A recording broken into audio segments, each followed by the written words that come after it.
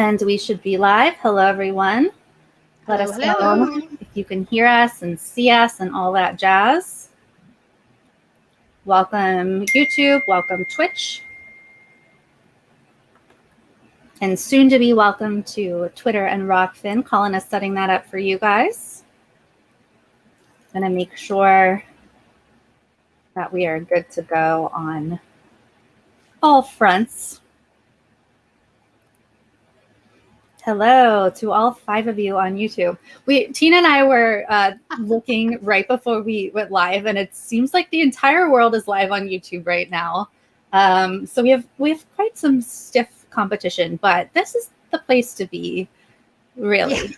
We've got some important stuff to break down for you, and I think, you know, for a Friday, it's been a long week. This is the spot. This is the spot. Welcome, welcome. Hey, A Siri on YouTube.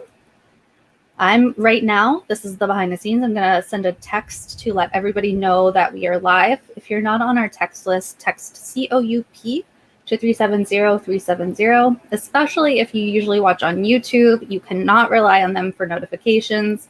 Twitch is better about it, but I say rely on no one, trust no one. Get on the text list. COUP to 370-370, and then you'll be notified every time we're live.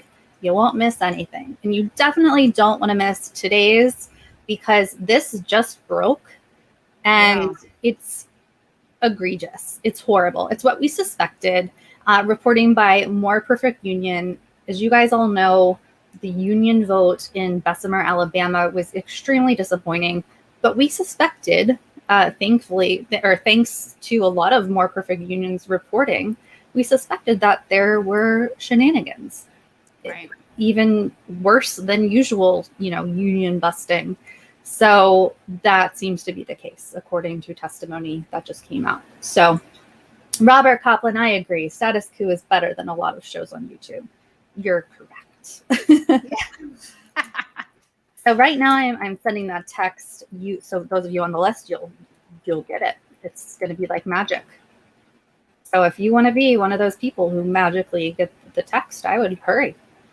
To get it. Smash the like button if you are on YouTube. That kind of kicks YouTube's algorithm into gear. It puts it in other people's feeds, and that's how it works. YouTube wants to show people things that other people are interested in. Of course, they give precedence if you have CNN or MSNBC in your name, but it helps. Every little bit helps. So smash the like button. If you're watching us on Twitch, welcome, welcome. Welcome to all of our new followers. We're growing on Twitch slowly but surely, and we're going to do some pretty cool things on Twitch. I'm really excited. Colin Tooley, who you guys know has been working with us forever, but now he's going to be working with us in a capacity where we get all of his working time. And we have some plans in the works where it might be a mixture of like gaming and political talk, like maybe a chill time after the regular live stream where people can kind of decompress and just like relax and play and chat and whatever. So we're brainstorming ideas. Jordan's determined to play Mario Kart on Twitch. He said he was really excited. He said to Colin, he was like, I got my Twitch so I can play. And we're like, no, Jordan, you got your Switch, your Nintendo Switch. You did not get a Twitch. So you can tell how that's going to go. Speaking of Jordan, he's still on his honeymoon. So they've been having a really nice time and very well deserved. So send positive vibes their way so that they continue to have a nice time. They had to, of course, delay their honeymoon. They've been married for about 6 months. So thankfully now that they've both been vaccinated, they've been able to take that trip. And Jordan, especially when I was sick, he was working nonstop, just all the time, doing my job and his job because I had COVID and then long hauler. So he really needed this break. Let's see. Status Quo live. Amazon security breached. Union vote. Ballot box. Worker testifies. And then I'm going to send it. You hear the little jingle. There's a lot that goes into sending the text. You would think you just type something and click a button. No, it's actually an extremely involved process, which includes typing codes, like verifying that you want to send it. And it's really, really a big deal, apparently, to send this. But it's worth it. It's worth it because it gets you guys to see it. There you go. You should have gotten it. Oh, gee, 199 in the super chat saying, I received the text. I magically received the text. Yay, OG. So glad you received the text. And thank you so much for the super chat. It's much appreciated. Your super chats, of course, help us out a lot. That's how we are able to report in the field and do so much. We are completely independent. If you're new to us, we're small, answerable only to you guys. And that's how we like it. And speaking of in field, Colin Tooley, speaking of Colin Tooley as well, he's going to be going to the Dallas area where, as we've been talking about, Marvin Scott III was killed in jail by jailers, correctional officers, whatever you want to call them. And it's received very little coverage, very little national attention. So he's going to cover a protest Sunday, and then he's going to cover, I believe it's a city council meeting where protesters are going to speak during the public time where you're allowed to speak.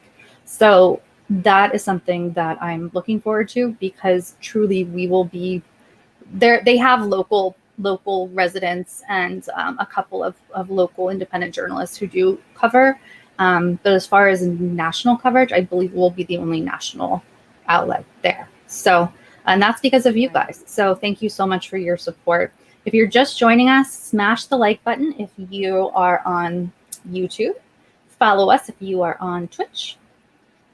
Yay, I see lots of people saying they got the text. That's what I like to hear. That's what I like to hear. So welcome everyone. I see our Twitters. Oh, Firsty Ferret. By the way, Firsty, I'm so sorry I haven't gotten back to your email. I saw it and I am going to get back to you. I promise. I've been so busy, but I appreciate it and I will get back. Yes, Carrie, it is a very well-deserved break for him. Running Man, how do we send positive vibes to them? I don't know. Any way you want to. Just close your eyes and go, or like beam them with your eyes, or you can, I don't know how you do it. Beam them with your brain. Do it however you feel. Yay, Sarah says, I got the text, that's why I'm here. Yes, of course, this is the lovely Tina. Tina, hey everyone. Yeah. I guess that was rude of me. I was just like monologuing and I didn't say like, that's all right. And here's Tina. You do your thing, girl. You do your thing, girl. You do your thing. I'm going to be drinking my Orgain too. Sorry, guys. Checking your what? I love these things. Orgain. They're this is not a paid sponsorship. I drink these nonstop because with my long hauler, I actually don't have much of an appetite. So I drink these vegan nutritional shakes. Okay. Which are delicious. Organic nutrition. Wow. I'm finally recouped from my second vaccine shot. That was a killer. Oh, yeah.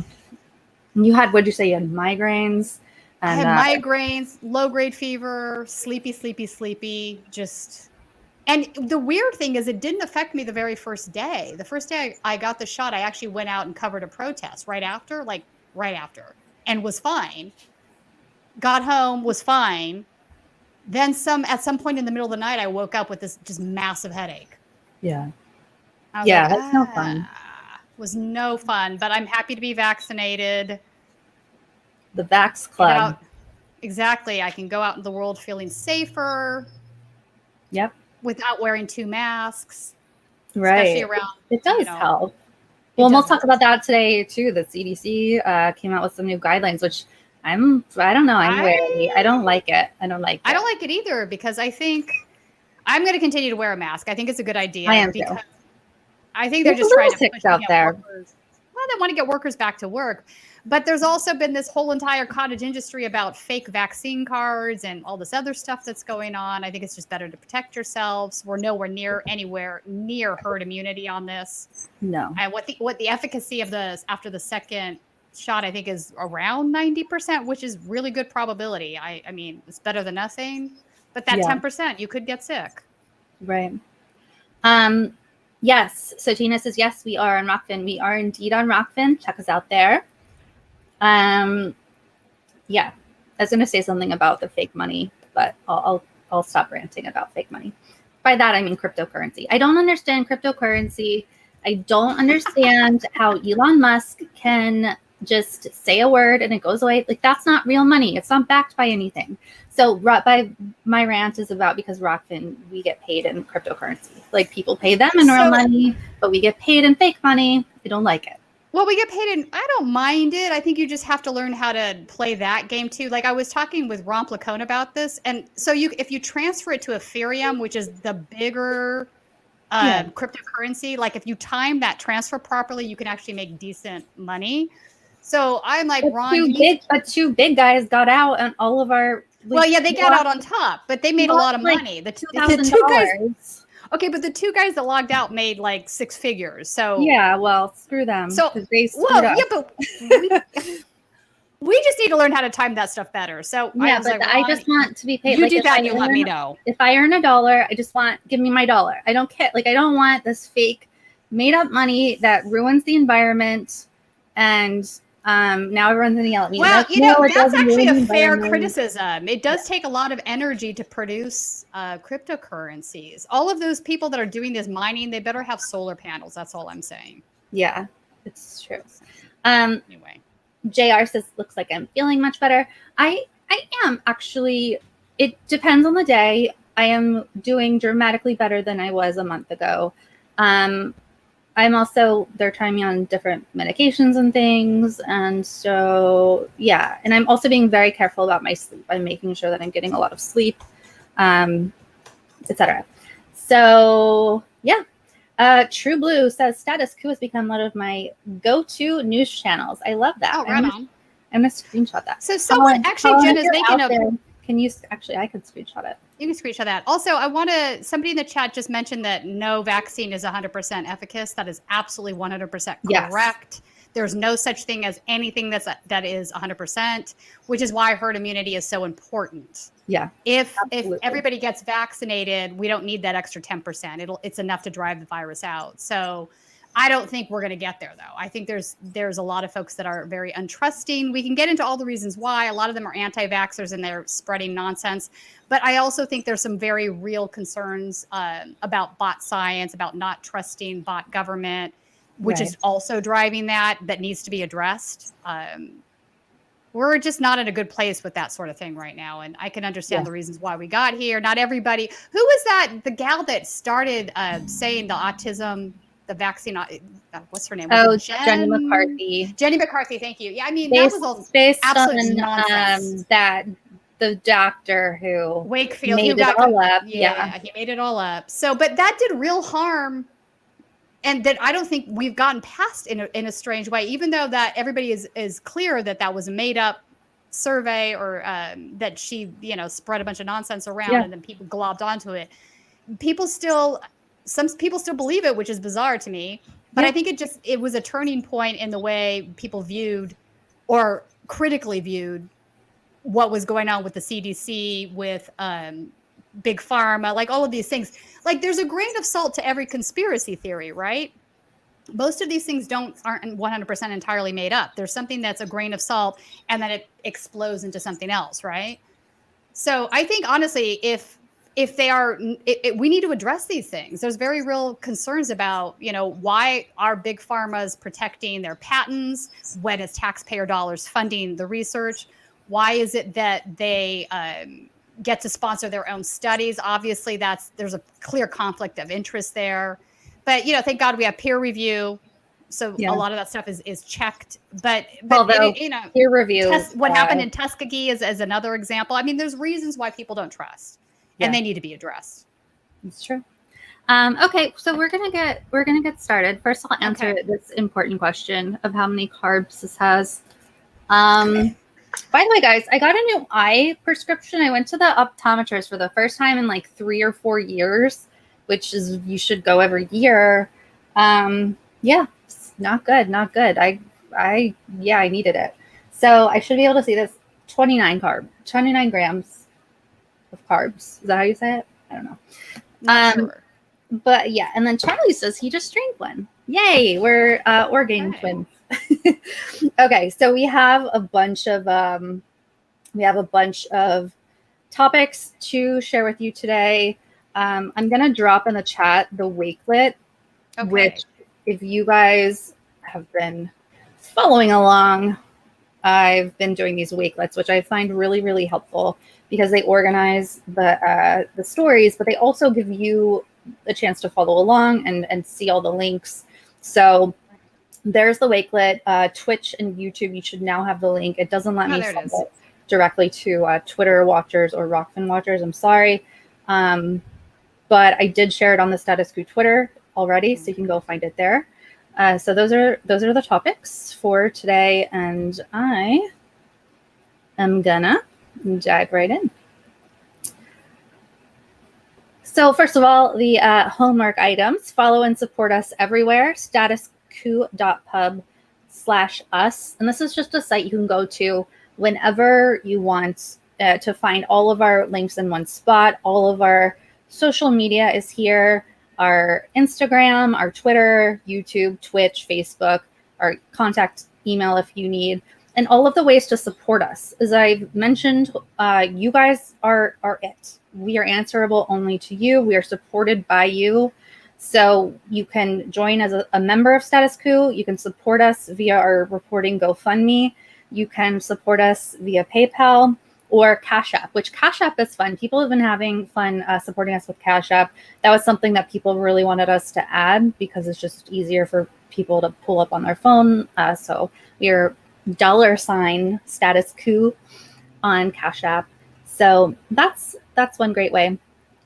And all the rest, as I said, Colin's going to be live on Sunday and also Monday at the Marvin Scott III protest. So we'll be having more details on that. So probably around 1 or 2 Eastern on Sunday, and maybe around the same time on Monday. We're still firming up details. We are again on Twitch, twitch.tv/Status Quo. YouTube, you can't rely on, you never know. So do follow us there as well. We're on TikTok, guys. Get with it. Follow us on TikTok, IG, etc. So I thought we would start off with your interview, Tina, if you want to talk about this first, and then I'll play it. All right. So this is, so I interviewed Estee Chandler. Estee Chandler is the founder of Jewish Voice for Peace in Los Angeles.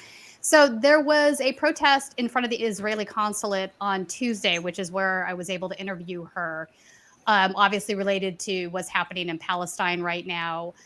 So Estee has an interesting story. Her family's originally from the Ukraine. They migrated to Israel, and she was born here in the United States. But she founded Jewish Voice for Peace because she thought there was a real need for the left side Jewish community to have an action group that they could be a part of to participate in protests and do other actions, writing senators, writing congressmen, et cetera, about what their perspectives were, because they felt that was really missed, not only in mainstream media, but also within the activist community. At the time, most of the activist community groups were Palestinian based, which is fine, but she wanted to create one, I think, that with some other folks, obviously, that was mainly Jewish friends and their Jewish folks and their allies is how they would term it. I think there's some members now that are not Jewish. So when I saw her at the protest on Tuesday, I really wanted to have a conversation with her interviewer, because I think it's really important for Americans to understand what led us to this place. We didn't get here overnight. And the unfortunate reality is this is an issue that hasn't been addressed by any means in American media. It just never has been. A lot of people don't understand the roots of this, or they understand, or they think they understand something because they've been told things that are just, not true, or what Israelis would call haspara, which is the word that means propaganda. So propaganda for the state of Israel, Hasbara is what it's called. So anyway, I wanted to share this with you folks. One of the first question I asked her was whether she thought Trump moving the embassy, sorry I couldn't get that out, to Israel was sort of a step in the direction that we're headed to now. And the reason I asked this question is, so the Al-Aqsa Mosque is the same location as the Temple Mount, is the same location as Church of the Holy Sepulchre. So this is an area that is holy to all of the Judaic religions, not just Muslims, right? And for this reason, this area has been under custodial, is a custodial property, so to speak, of Jordan. So Jordan sort of mines this area because they're the neutral party kind of a thing, right? But the United States decided under Trump to move our embassy there. I think this was a really wrong thing to do, very bad thing to do. I do think it is an aggressive move for the obvious reasons. So anyway, we'll start with her responding to that answer. I was interviewing with her shotgun mic because I didn't expect to interview people that day. So I don't know that my audio is really clear. So I'll be able to tell you folks what I'm asking her, so it makes sense as we go. So do you want me to pause after each question? Yeah, and then I can give a little background. Also because, I asked her about some things that I'm really clear on, but I doubt that most people are. We also get into a conversation about the Irgun and the Haganah, which were Jewish terrorist groups. I mean, and when I say that they self-identify as Jewish terrorist groups, that is not a controversial statement. But again, this is part of the historical history that has led us to this place, sort of a thing. Okay.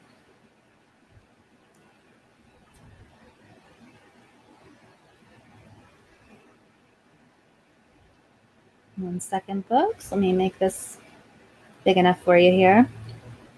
Nakba means Arabic.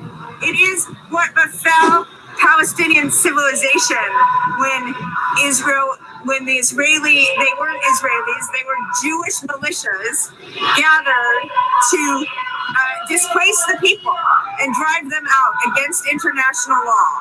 And so to further the state of Israel's intention, once they unilaterally called themselves a state, they decided that they needed to settle the rest of the land that wasn't taken in 48. That's Gaza, that's the Golan Heights, that's the West Bank, that's East Jerusalem. And so the idea of building these settlements, if you look at them, they look very much like the Bantustans that South Africa used for the same purpose, to push people into little pockets, to make them separate so that they couldn't build power. And that was the intention of the settlement.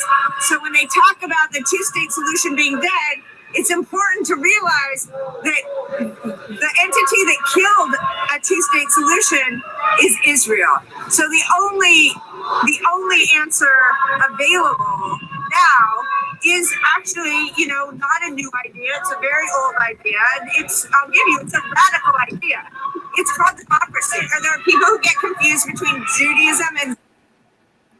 Is that a good spot? Or yeah, so because she's going to go a second. So at the beginning of that, she was talking about the Irgun and Haganah. So 1948, so the word Nakba, and I feel like I need to mention this now, Saturday is the anniversary of the Nakba from 1948, but this word means catastrophe.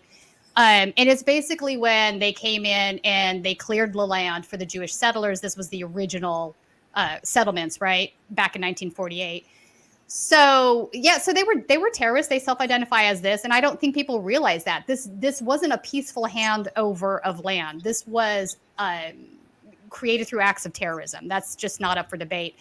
And I think a lot of those folks that were displaced have never been able to come back. These were family homes that had, in some cases, a couple generations in the family. So these were, Palestine was not a land without people. That's the bottom line. So that's what she's discussing there. And then when she talks about she's basically saying the two-state solution has sailed. Anybody that is clear on the problems there would probably agree with that.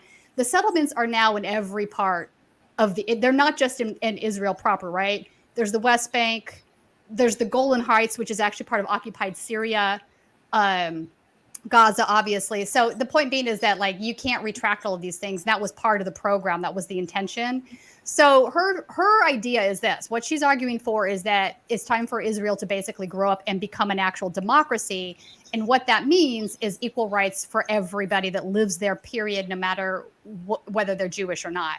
And people should realize there's also a chunk of Christian folks that live there. So it's not just Jews and Muslims, right? So that's what she's discussing there.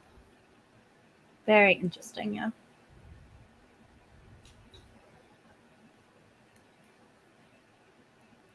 Zionism. Judaism is a religion. Zionism is a political movement that had a quest to create a state of Jews, by Jews, and for Jews only in the land of Palestine.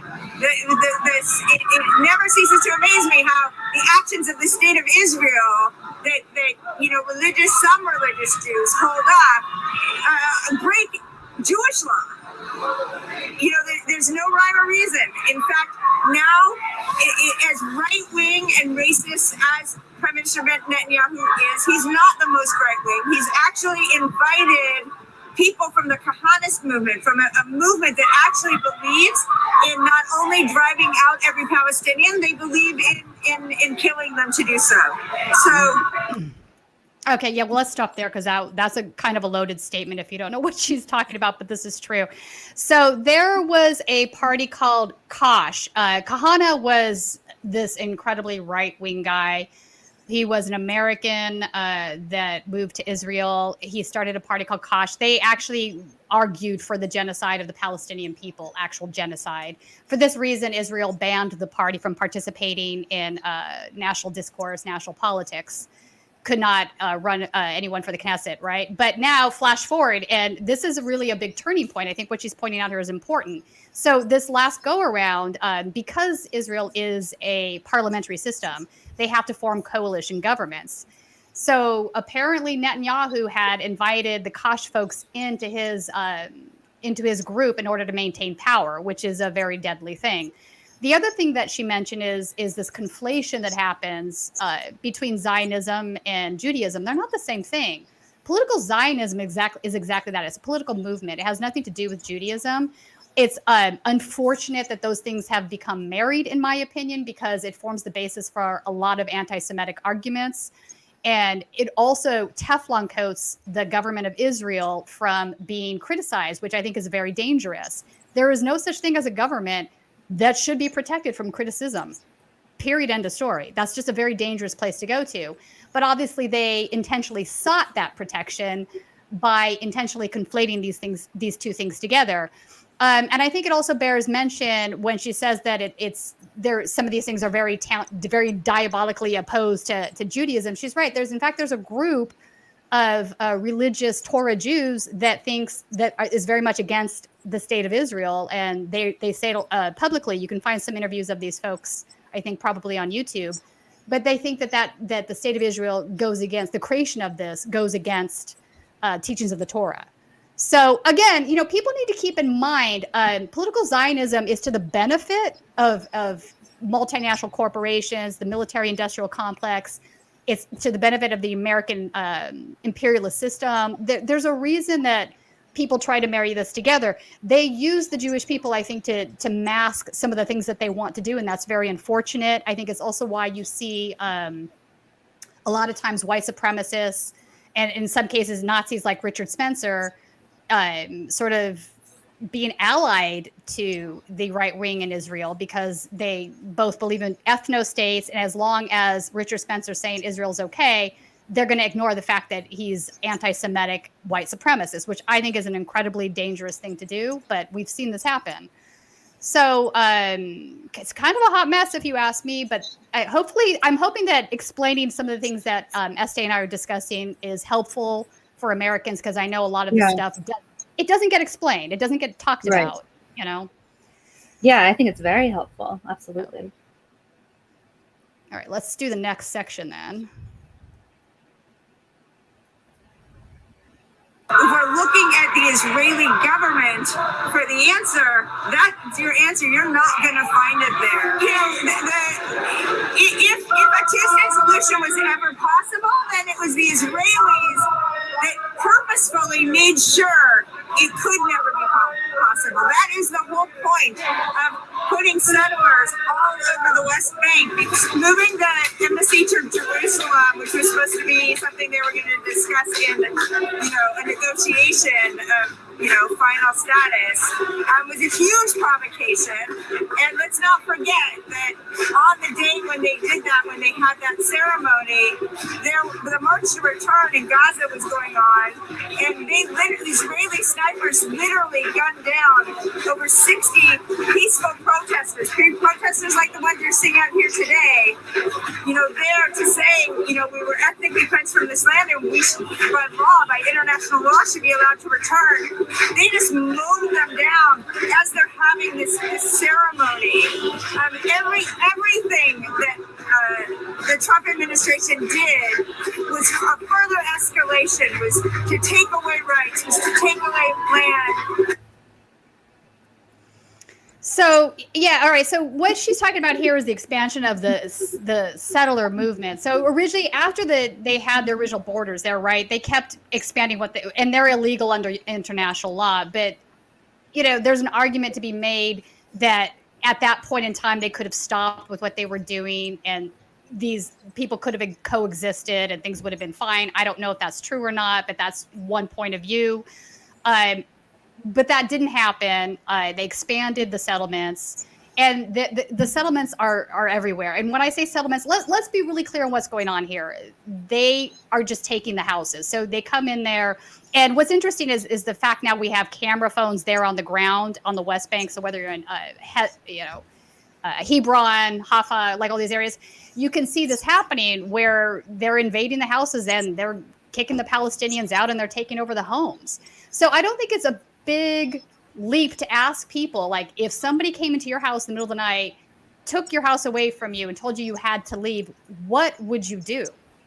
Would this be acceptable? So the clear answer to that is no, of course it isn't. So it's kind of insane to me that this is continuing to go on.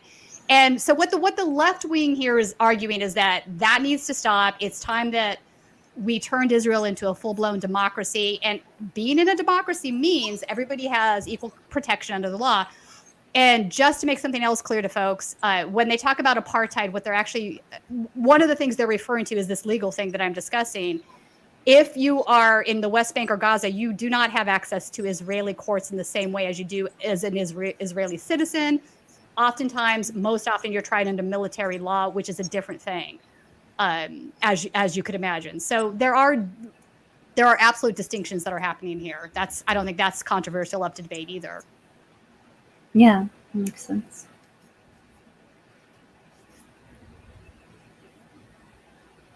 They attempted to take away the label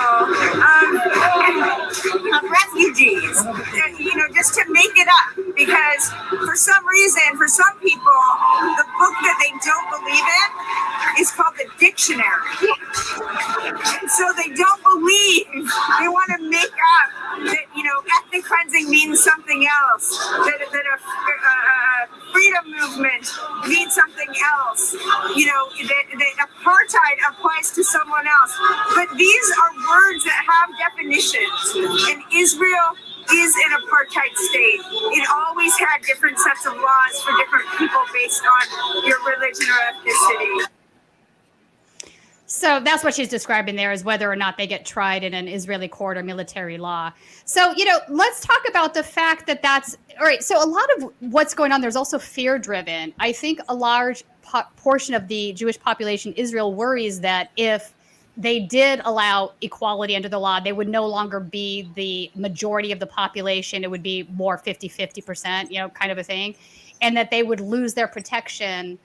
And that it would no longer be safe for them. I don't think that's necessarily a rational way to believe, but I also understand it.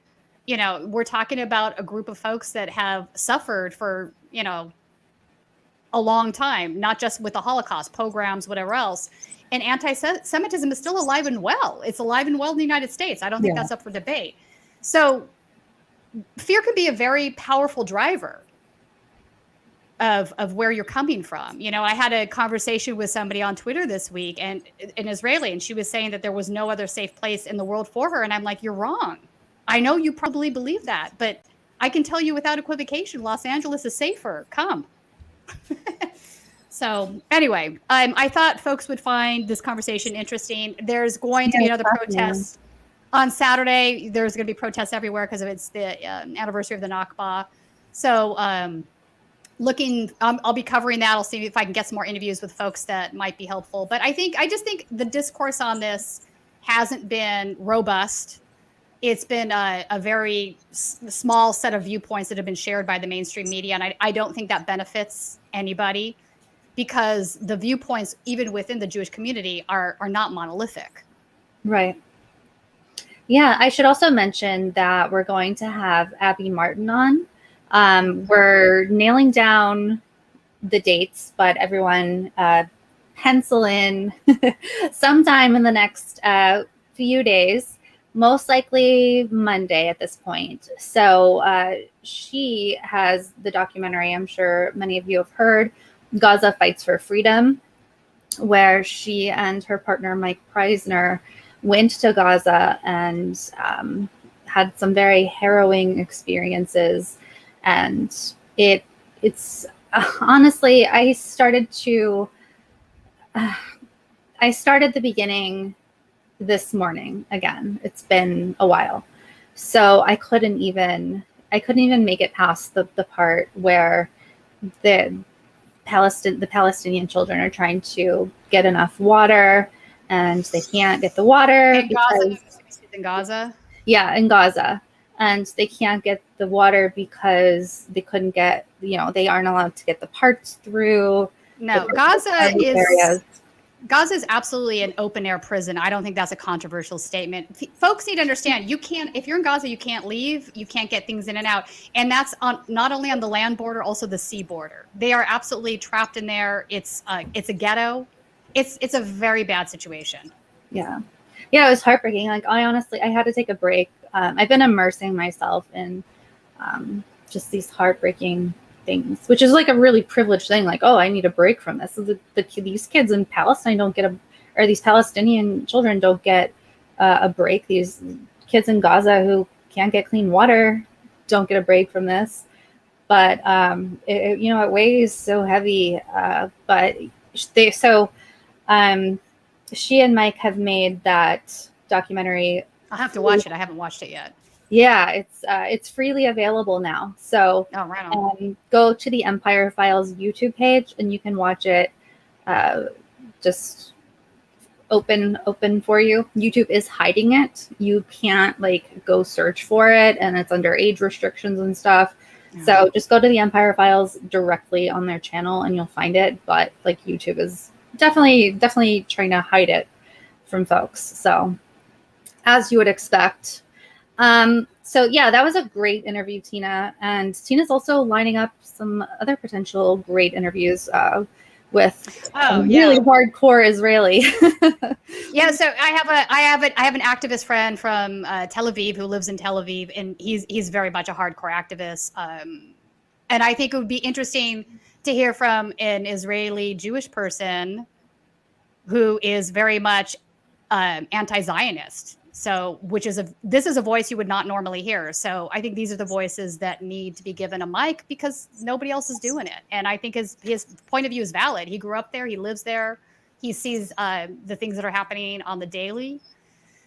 And so anyway, he's without internet right now. We asked him to come on today. He's without internet. So we will get him on as soon as that changes. That's the other thing I'm curious about. And I'm not clear on. It's very odd to me that we're not seeing a lot of video coming out of Gaza right now. Right. I'm wondering if the communications are totally out. I don't know. Yeah, it wouldn't surprise me if that's the case. As we talked about earlier, we know that social media has certainly been suppressing that stuff, taking stuff down. Yeah, I don't know. Who knows how much isn't getting out? And as we've said, Right. a lot of this stuff we wouldn't even know about if there weren't video. So imagine what they're doing. So we have some video. Imagine how much we're not seeing. Right. So 100%. it is waking people up. I think phone cameras are in many ways the greatest tool that has ever been given to activism, no matter where you are in the world. It's been able to expose so many atrocities that I'm sure that police violence did not start with camera phones, but it certainly will end with camera phones. Yeah. Well, I hope that's optimistic. I hope it'll end with camera phones. I have to be optimistic. We can't continue in this capacity in this world. Peace, people. Come on. Stop hating each other. Oh, so Tiffany says that the IDF just tweeted that 200,000 in Gaza are without power. Okay, so I'm curious. So that means no internet. Yeah, okay, there you go. And well, let me. And let's be honest, Ronnie never backs away from getting into the thick of it. So I don't know. I'm texting. We'll wait to hear from him, get a story, and hopefully he's taking lots of great videos. Or without power. That's not surprising. I know that they intentionally targeted a couple of banks. Not that there's not a lot of banks in Gaza to begin with, but I think the rationale they gave was that Hamas was using these banks to get money to fund their operations. You know, I don't know what is true, what's not true at this point. It's really hard to confirm any of these stories. It's a problem. Yeah. And I know there was another foreign press person, and I can't remember who it was, that said the IDF had intentionally not been honest with them and that he had heard the correct story from actual Israeli press member. And it's like, why would they tell the foreign press one thing and be honest with the Israeli press? Like, I just don't know. You can't really trust half of what you see. I mean, who knows? Netanyahu's spokesperson tweeted out a video from 2018. Oh, yeah. Reporting that it had just happened about that was bad. I saw that from Gaza. So it's like, and quite frankly, some of the photos that they have posted on internet, not the IDF per se, but other folks, I have seen in 2014. So I know that they're not new. So again, this has been very difficult to get accurate information right now, and it's really frustrating that in 2021 that's the case. Yeah.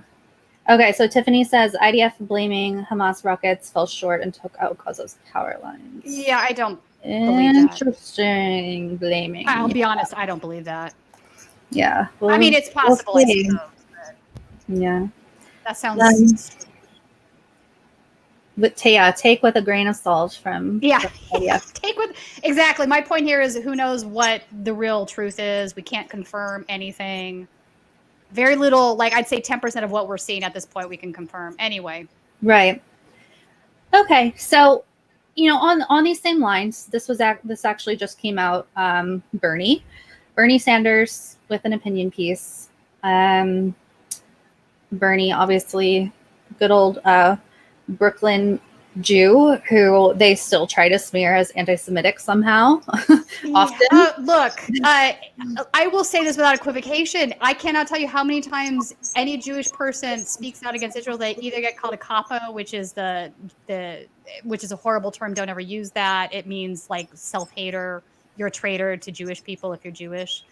Or anti-Semitic, which is absurd. It's like, come on, folks. No group is monolithic in its beliefs. Can we all get that through our thick heads? Do you really believe that the only white people that are goy are ones that have a vibrant discourse, that have different opinions and different beliefs? I mean, come on, that's ridiculous. There's no group that's monolithic. Within every group, you're going to have a right wing, a left wing, and every kind of shade in between. That's just how it is. And I think that really irritates white folks that are not Jewish, because they want to be able to put all of these other groups into boxes, right? Yeah. And they want their boxes to agree with them. The minute they don't agree with them, then it's a problem. I see this time and time again. So it's very irritating that happens. Bernie is from Brooklyn. Yeah, he's Brooklyn. He moved to Vermont. He was born in Brooklyn. He moved to Vermont. Yeah, I love Bernie. You gotta love his accent. John Moore Jr. $5 in the super chat. I wonder where which is safe for my kind. I am a legally blind black man. John, that is very striking. As a statement. Yeah. What? Yes. that is, I don't know what to say. That is a very striking statement. And with family and people reality you trust. for you. Yeah, Yes. no kidding. I mean, my everything, like my heart goes out to you. I would love to know your story, and yeah, I would love to know your Me story. too. Absolutely. If it's possible, write us or let us know your email. Maybe were you the one who we sent you a blank email and then you wrote us back? If that, let us know in the chat, because I would really like to know more about your story if you're comfortable sharing it. But that is a striking statement, and it's when you weigh that. Yeah. Yep. You know, it's just sad to me that that is even a valid question. It shouldn't be. We should all learn to love each other. And I know that sounds like kumbaya-y and ridiculous, but honestly, how hard is it to not hate each other? Like, Yeah. why is that a thing? Like, why is our normal not that? Okay, John, I'll let me make a note to myself to write you back. Right. John Warback. Yeah, I would love to hear this guy's story. Okay, so back to Mr. Bernie. So Bernie Sanders, the U.S. must stop being an apologist for the Netanyahu government. And I'm sure he touches on this, but Biden basically was apologizing for Israel, just saying that they have the right to defend themselves, which is just erases the entire issue. It's hospera. I'm putting a new word in your dialect. Yes. Yes. Yeah, it's a meaningless statement. I mean, come on, really? What does that mean precisely? Right. Whenever I hear that is the line they've regurgitated now for 30 years. Yeah. Literally 30 years. And it doesn't mean anything. Yep. And here it is. Yeah, they put it right at the top. Israel has the right to defend itself. These are the words we hear from both the Democratic and Republican administrations whenever the government of Israel, with its enormous military power, responds to rocket attacks from Gaza. Let's be clear. No one is arguing that Israel or any government does not have the right to self-defense or to protect its people. So why are these words repeated year after year, war after war? And why is the question almost never asked? What are the rights of the Palestinian people? Mm-hmm.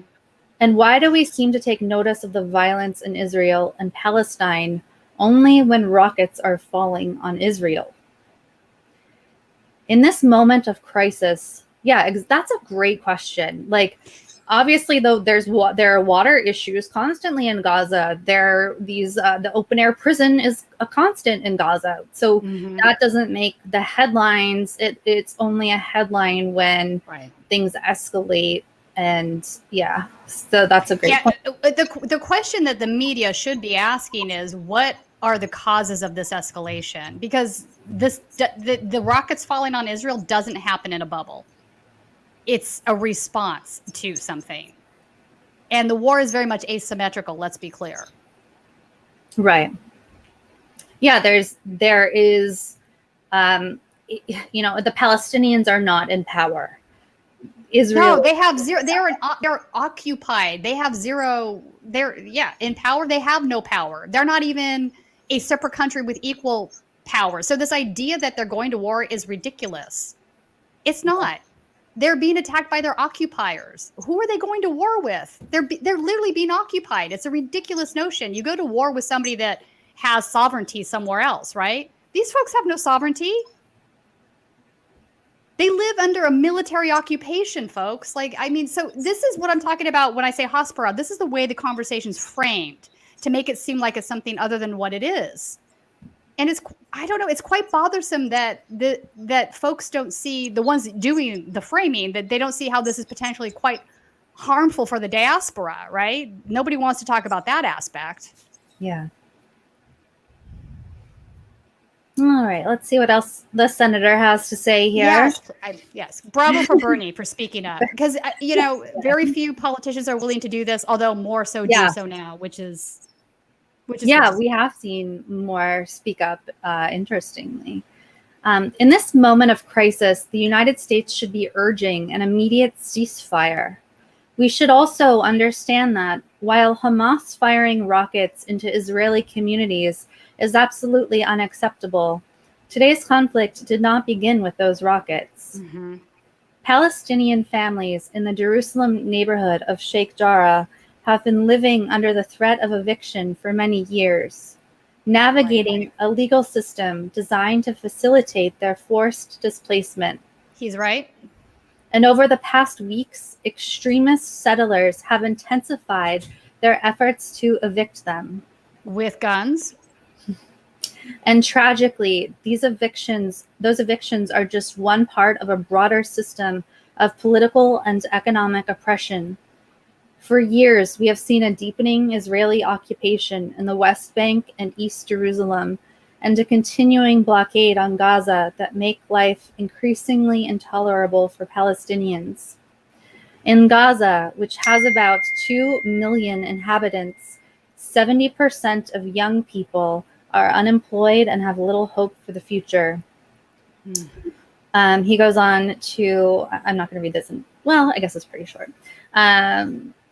We have seen Benjamin Netanyahu's government work to marginalize and demonize Palestinian citizens of Israel, pursue settlement policies designed to foreclose the possibility of a two-state solution, and pass laws that entrench systemic inequality between Jewish and Palestinian citizens of Israel.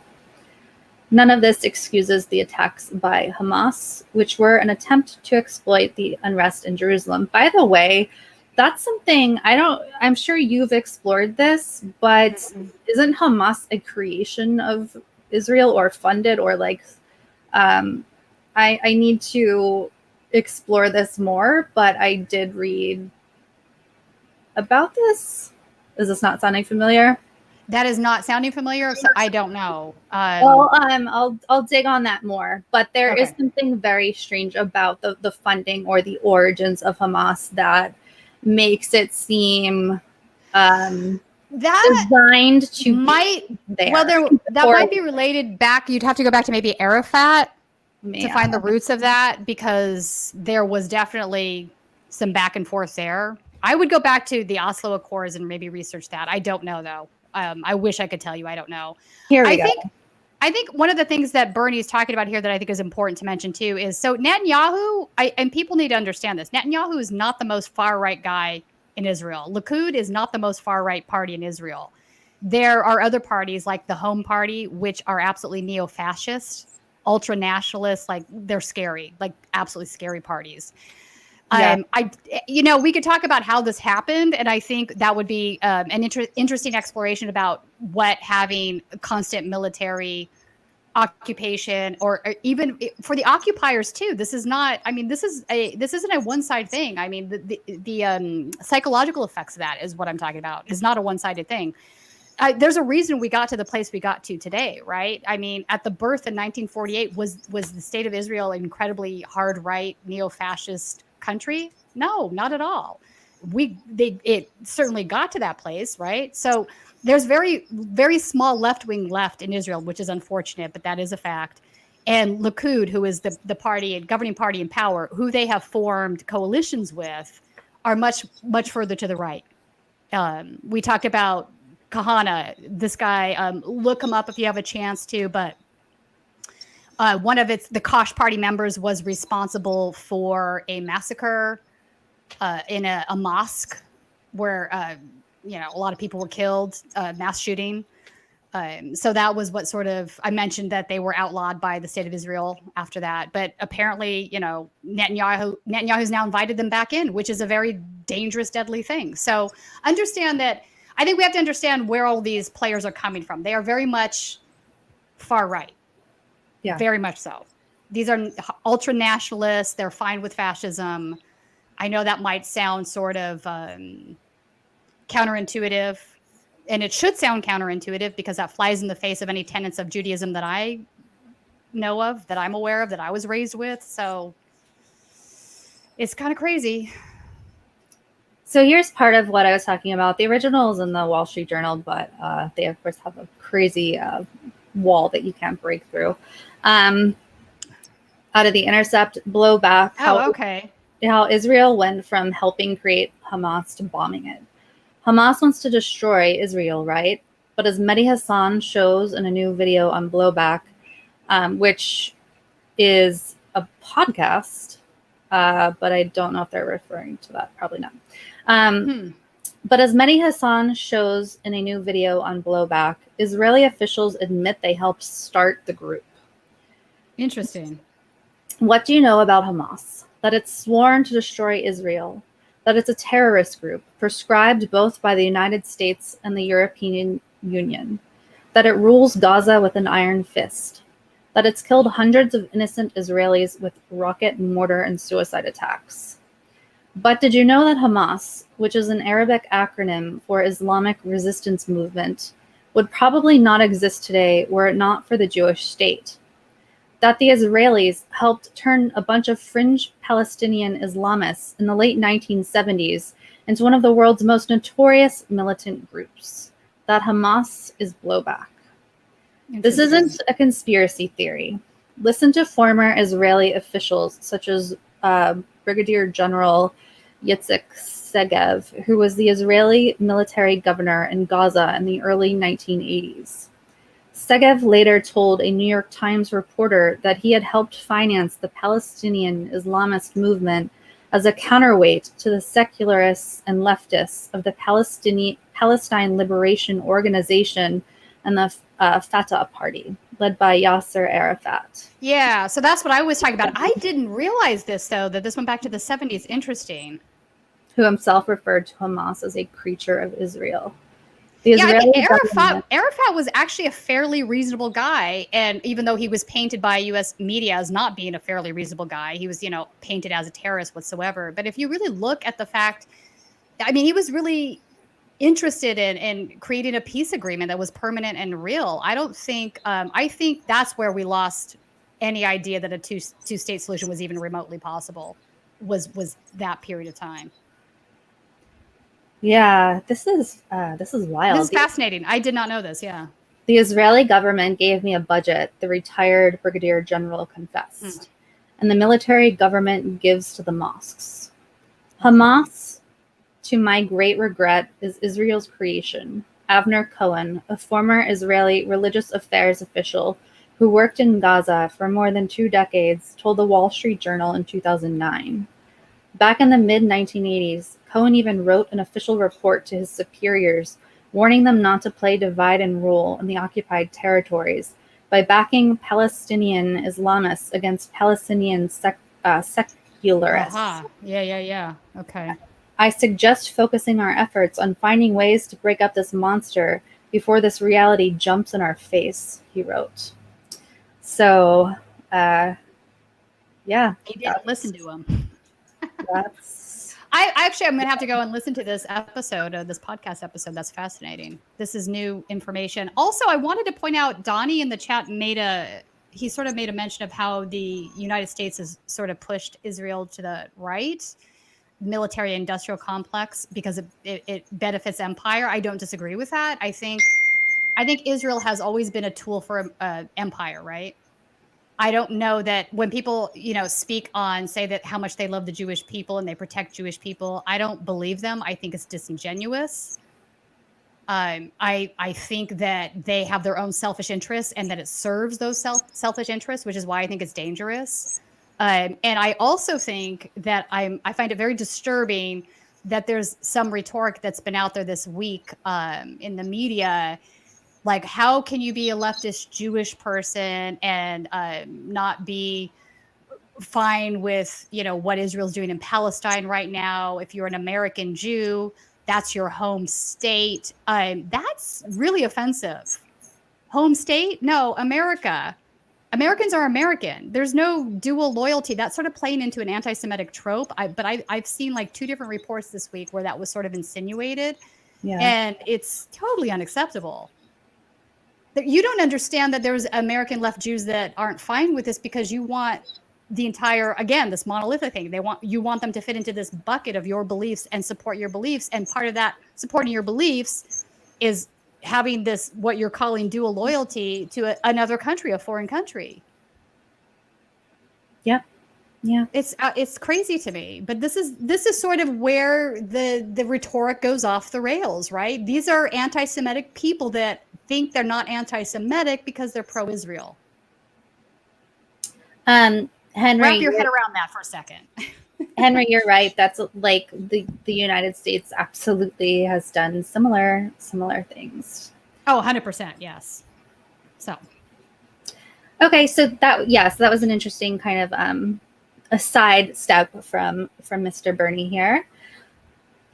Let's see. Where was I? God, it's frustrating. So frustrating. Yes, Bernie, talk to us. Talk to me, Bernie. Bernard. At the same time, so he was talking about Netanyahu. In his frantic effort to stay in power and avoid prosecution for corruption, Mr. Netanyahu has legitimized these forces, including Itamar Ben-Gvir and his extremist Jewish Power Party, by bringing them into the government. It is shocking and sad. Go ahead. No, okay. He's actually pretty much repeating what I'm trying to explain here. That's exactly what Netanyahu did. So he brought in these incredibly far-right parties, Jewish Power Party, Home Party, Kosh, like these folks. And let me say without equivocation, there are members of these parties that have openly stated on social media that they are absolutely fine with genociding Palestinian people, that killing them is perfectly acceptable, that they've tried. I even read one tweet from a guy that I had to engage with because I couldn't believe he was saying this, that they've tried everything else. What other solutions are there? Which is the most horrific thing I've ever heard. And he was a reporter for a hard right Israeli magazine called Times of Israel. So I don't think they hear themselves, and it's so painful. It's painful. It's really like that one in Jerusalem Post was real hard to. It's hard. It's hard for me to stomach. It really is. Haaretz is the one. I like Haaretz. Yeah, they're more left leaning. So when we get Ronnie on the show, Ronnie Barkin on the show, he will have some words for them, though. Oh, really? Yeah. Okay. They seemed more fair, but I don't know. No, they absolutely are. They absolutely are more of a fair news organization. No dispute from me on that.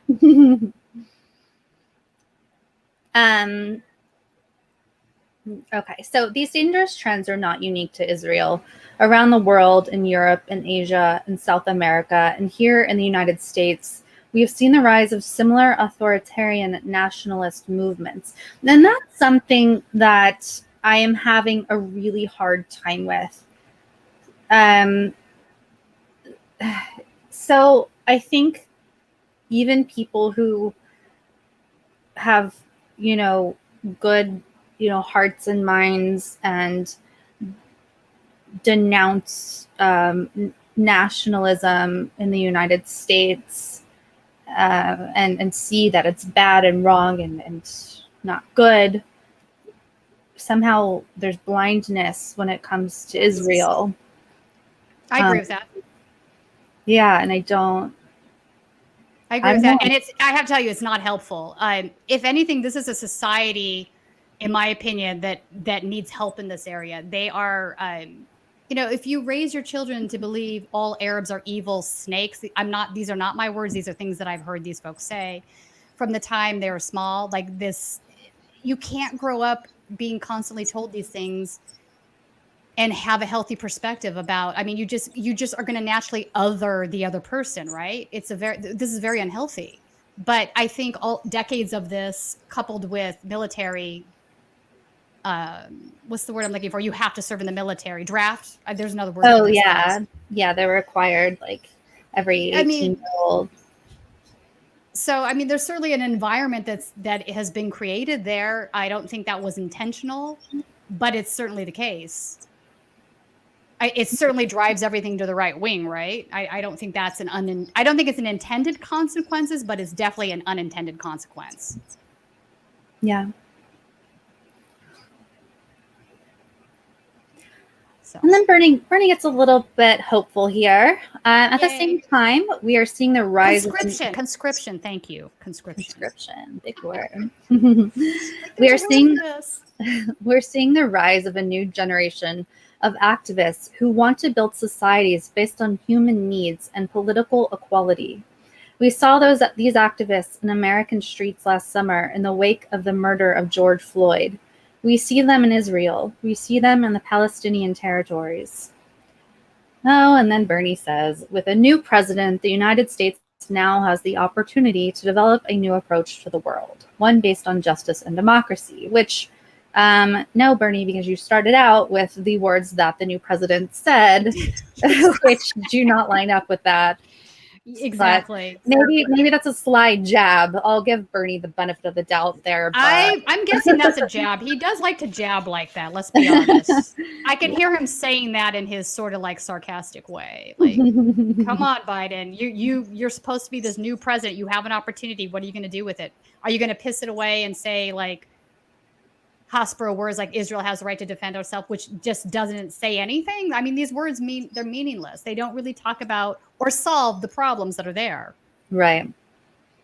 In the Middle East, where we provide nearly $4 billion a year in aid to Israel, which, by the way, all we would have to do to fix this, as far as helping Palestinians not be murdered and helping Palestinian children and women and like innocents not be murdered, would be to withhold this money and say, you're not getting this money if you don't stop murdering innocents. And they would be like, okay. Right. I think aid should have been attached to the non-expansion of illegal settlements a long time ago.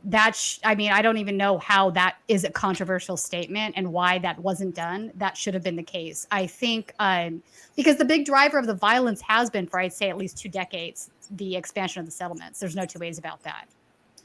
Yeah, seeing the expansion, the maps of the expansion is very striking. I should have pulled those up, but and that was, again, intentional. It was by design. That was always the plan. There's another book that I would highly recommend to folks to read called The General Son by Miko Palad, who is expat. He's Israeli. He lives here in California now, but it's his experiences as being the son of one of the original Zionist generals. And it's a very fascinating read. And you'll learn a lot from it. So, yeah, that sounds really fascinating. We were talking about that earlier today. Tina I would love to interview him. Miko, if you're out there and you hear this, I'd love to interview you. This approach must recognize that Israel has the absolute right to live in peace and security, but so do the Palestinians. Mm-hmm. I strongly believe that the United States has a major role to play in helping Israelis and Palestinians to build that future. And the reason for that is because we've made it our major role by funding Israel and by sticking our nose in everywhere.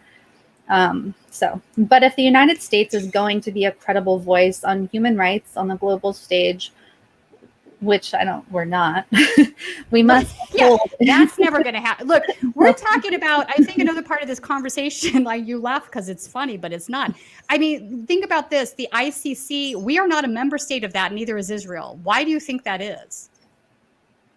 And do people understand what I'm talking about here? The International Criminal Court, this ICC, part of the United Nations, right? This is, we are not signatories. Neither is Israel. And for the obvious reason, the United States has absolutely committed war crimes.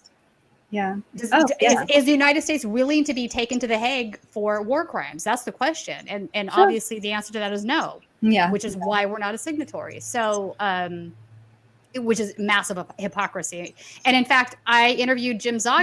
Zogby, on this particular subject for Status Coup, a month and a half ago. So folks, if you're interested in hearing about a dive into the ICC and how this relates to both Israel and the United States, go check out that interview. Yeah, definitely. Absolutely. It was very good.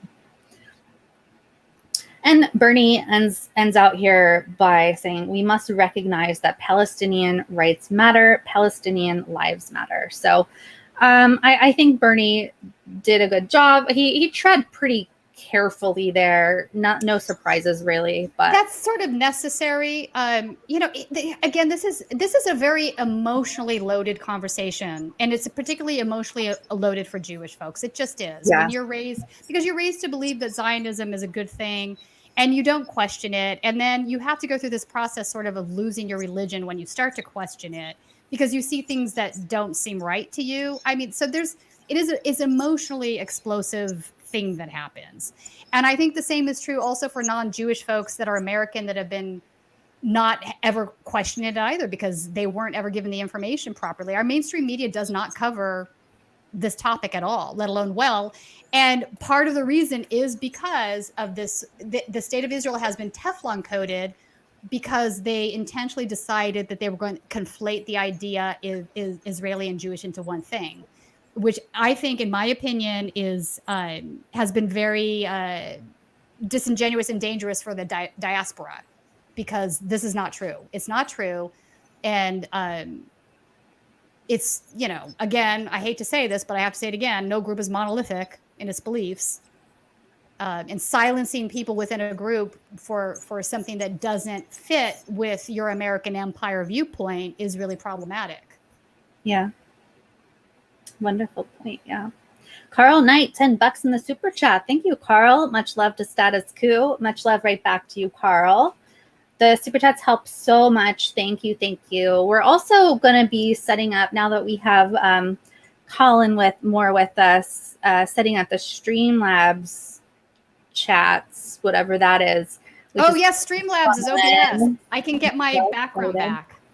Yeah, so we're going to be implementing that, and Colin's going to be like running it in the background. Oh, awesome. It's going to be great. So that'll be fun.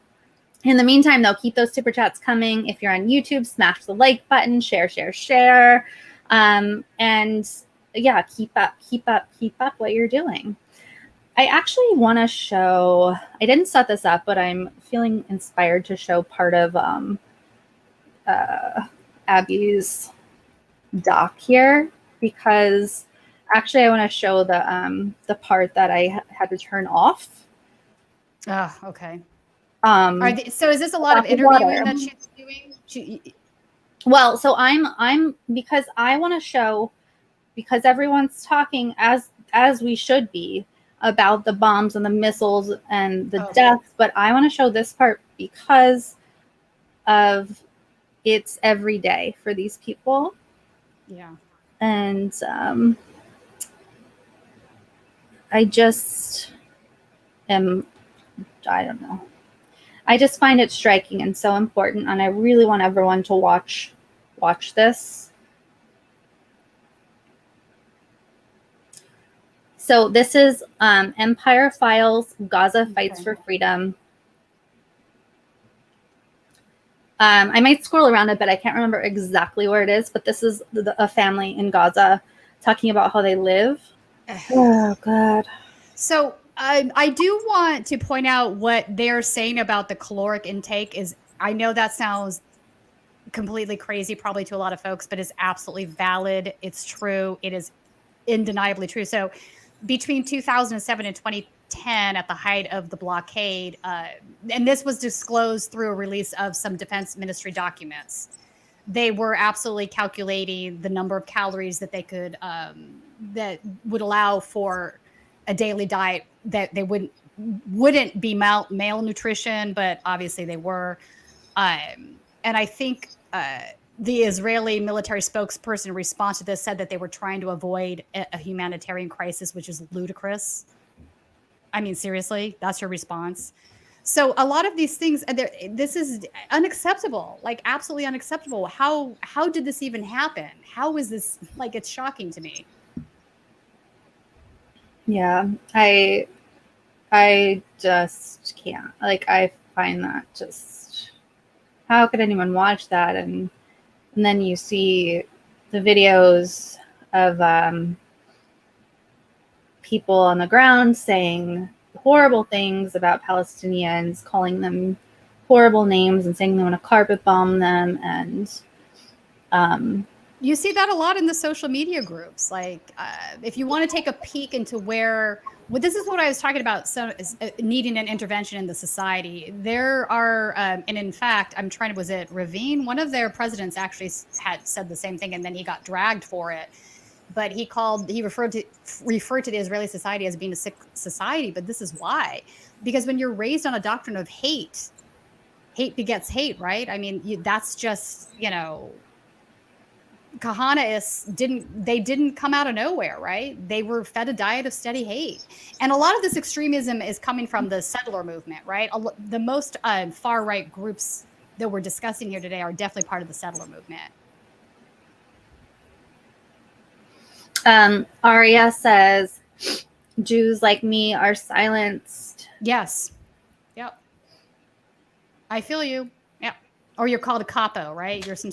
I think that's starting to change now, because I know back in 2014 when I tried to have these conversations with folks on Twitter, I would just get trolled mercilessly by all kinds of folks and called horrible things. And I don't see that happening as much anymore. There's definitely been a change of direction, which I think is good. And again, I think part of it is just being exposed to what's actually happening. I think the human side of most individuals, when they see this stuff, they see it's not right. This is problematic, right? I mean, so.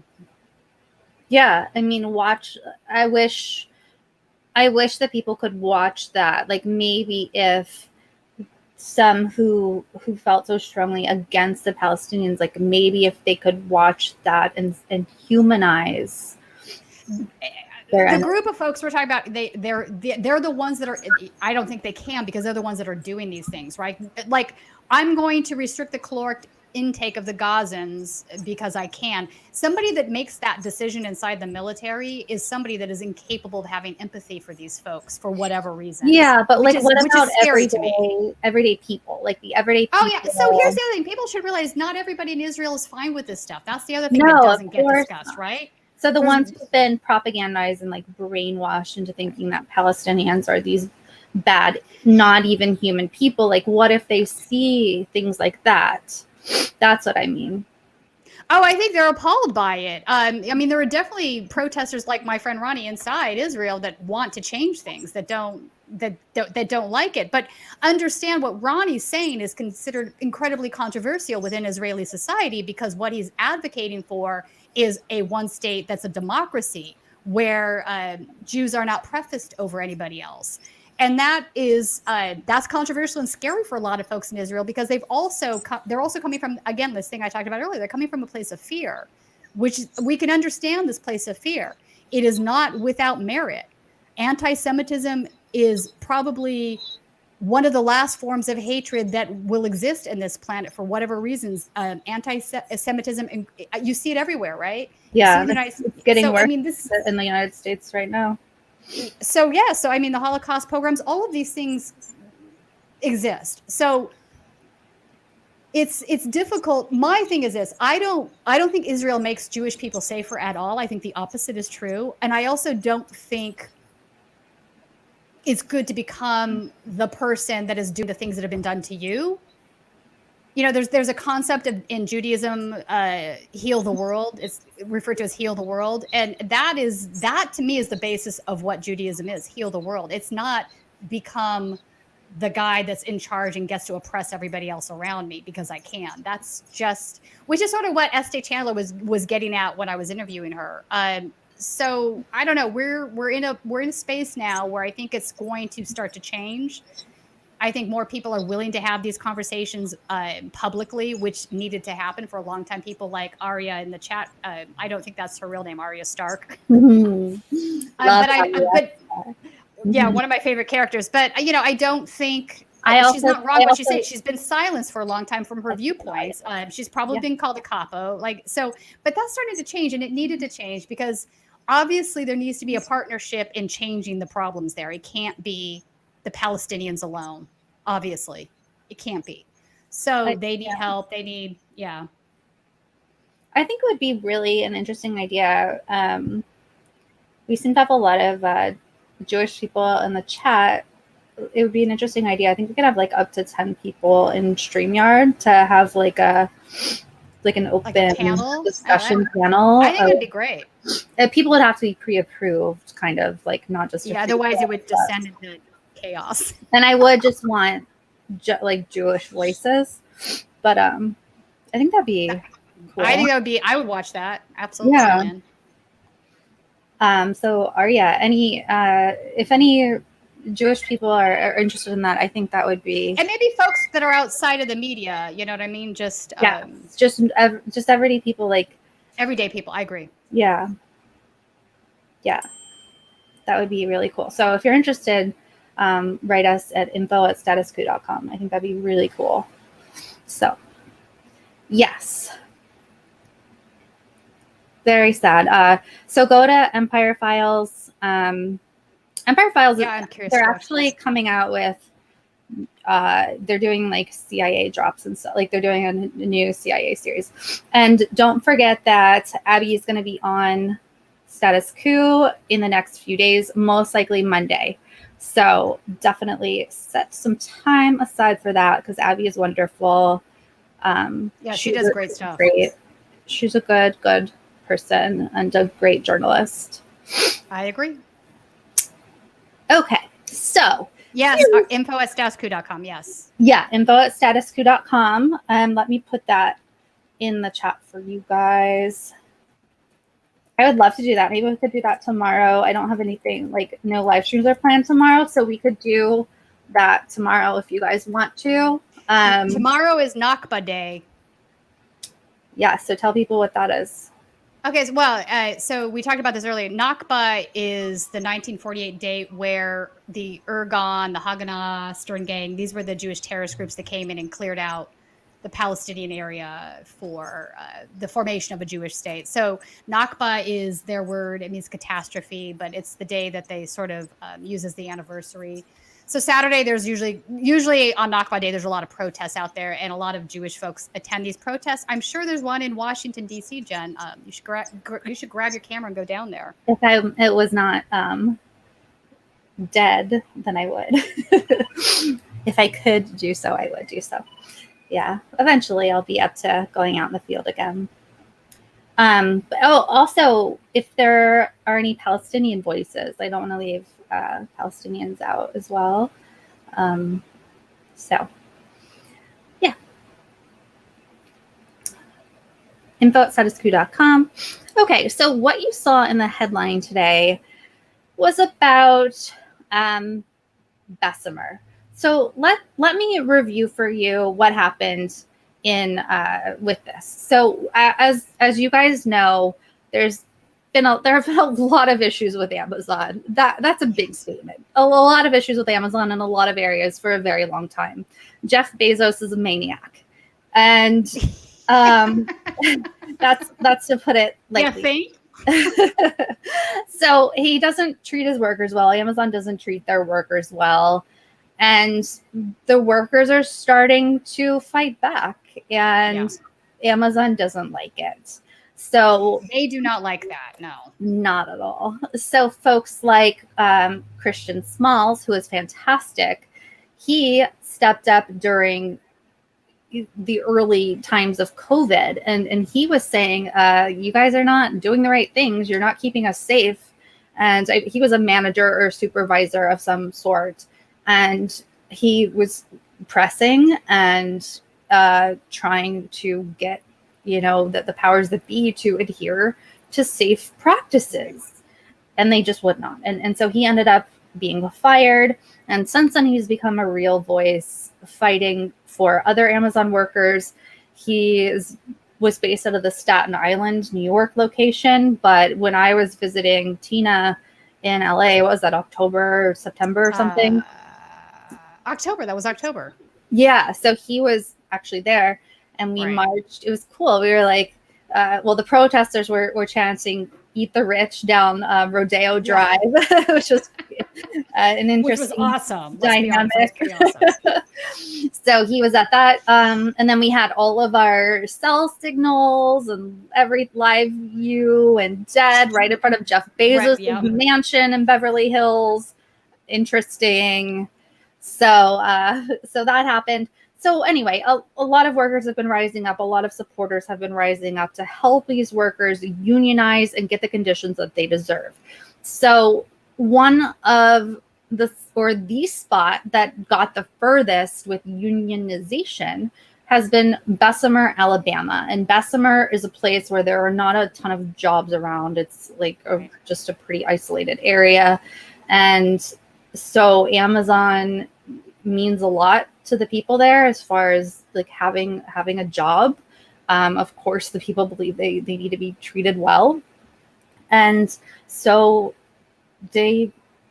people attempted to unionize, and Amazon fought back in really disgusting ways. Yeah, they really it's not a surprise that a corporate company, a corporation would push back and use like union busting tactics, although there are like laws that they're supposed to adhere to, etc. That doesn't seem to mean anything when you're Amazon. They did the typical thing, like they were changing traffic light, or they had the town change traffic light patterns so that those with signs couldn't effectively like talk to people in their cars as they waited to turn into the campus. And they were posting signs in the bathroom stalls. And they did so much to try to convince workers to not join the union or to not. And their ultimate tool, Jen, their ultimate tool was threatening them with losing their jobs. Like you said earlier, this is an area that doesn't have you can't just go around finding another job, right? So the ultimate weapon for them was threatening them with the loss of their job and saying, if you unionize, that will be the end of your job. So, yeah. Which is a huge threat and really scary for people. I think so. Especially right now. I think it's an incredibly effective tool to weaponize if you can for an employer. Mm-hmm. Yep. And so they did a lot, and thankfully there's been a lot of good reporting that's come out of this, and one of the best is kind of a new organization or new reporting, whatever you would call it, a new media company called More Perfect Union. So they've been doing great coverage on this. Absolutely wonderful. So media that empowers working people. That's how we build a more perfect union. So their reporting is focused on labor, and just I'm really impressed with everything they do. So they've focused on this, on what is happening in Bessemer. And so we reported emphasized their reporting. We kind of passed along their reporting, which was shocking at the time. Now it's even more shocking, or maybe not shocking if you expected this after all. But Amazon had coordinated this illegal but special deal with the USPS to install specialty ballot boxes for the union vote. And of course, that was very shady. And there were a slew of ballots that came in at certain times all at once, which didn't seem right. There was a lot that wasn't right with these ballot boxes. So fast forward to now. And so breaking as of a few hours ago, let me try to blow this up more for you guys, which tends to not work. There we go. Breaking. An Amazon worker just testified to the NLRB that he witnessed 2 Amazon security guards open and search the union ballot drop box after his overnight shift. They had it open for a minute or two. Seemed like they were searching it for something, Kevin Jackson said. So you're probably not surprised by this, but this is now someone has testified to this with their name, which is huge. Right. And that person is taking a huge risk. like an enormous risk. That takes balls. Like kudos to that person, Kevin Jackson. So these two security guards allegedly opened and searched the Union ballot drop box, which is obviously not okay. And Amazon installed the ballot drop box in Alabama in direct violation of NLRB orders. Jackson told the NLRB that he saw Amazon security carrying keys around the mailbox multiple times. I've seen the security go out several times, locking and unlocking it. Wow. Yeah. As More Perfect Union reported, emails subsequently showed that Amazon pressured the USPS to break its own rules to install the private ballot drop box. So that was reporting back in April. Yeah, and they had copies of the emails that they posted. So yeah. So those are the copies. So today is day 6 of a series of NLRB hearings into accusations of illegal union busting by Amazon. We've documented several of the serious charges. They could result in the union election results at Amazon's Alabama warehouse being thrown out. Right. And so this election. Yeah. So as you're probably aware, the union, Amazon won. And people were very disappointed because they thought that Bessemer could be kind of the start of something, like a chain reaction of good things to come for workers in this country. And Amazon won. And so now that these shady things are being brought to light, even more so, what will happen? Will it be enough to show that Amazon stacked the deck, or will they, be powerful enough to persevere no matter what? I'm thinking they're going to get their second election. I don't know. What are your thoughts?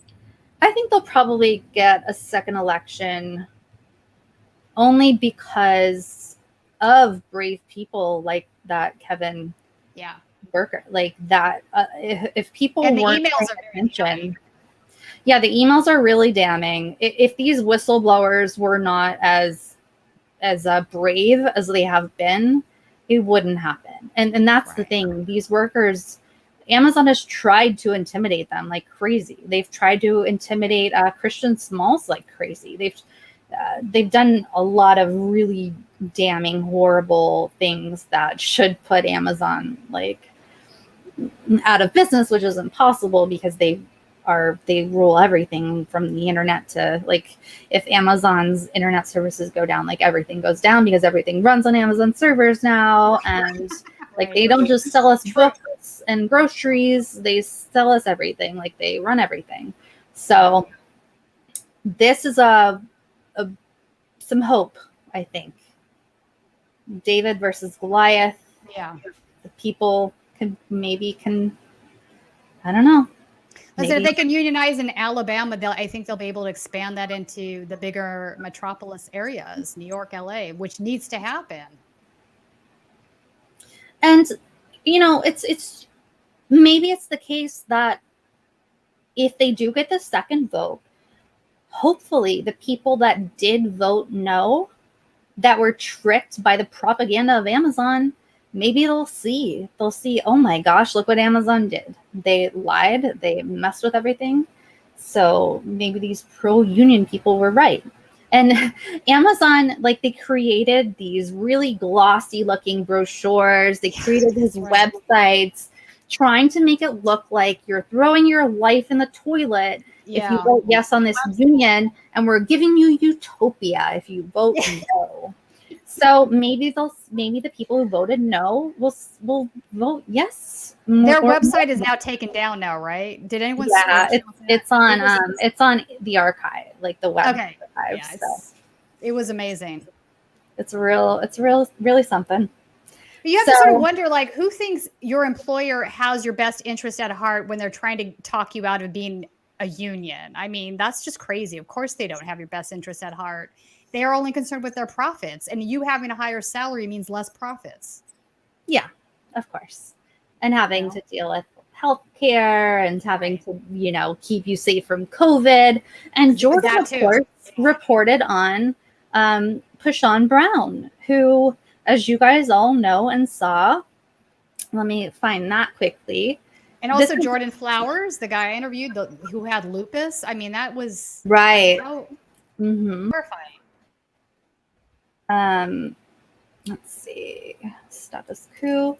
So this is an Amazon worker who was made to test other workers for COVID. She was not a medically trained person, but she was forced to test other workers for COVID and unsanitary, not, you know, not what's the word? No proper PPE. Yeah, no proper PPE. social distancing. Mm-hmm. Also, I think it's absolutely insane that you would have your workers test your other workers and not train them properly. They should have brought RNs in the very least, some sort of medical professional in to do this.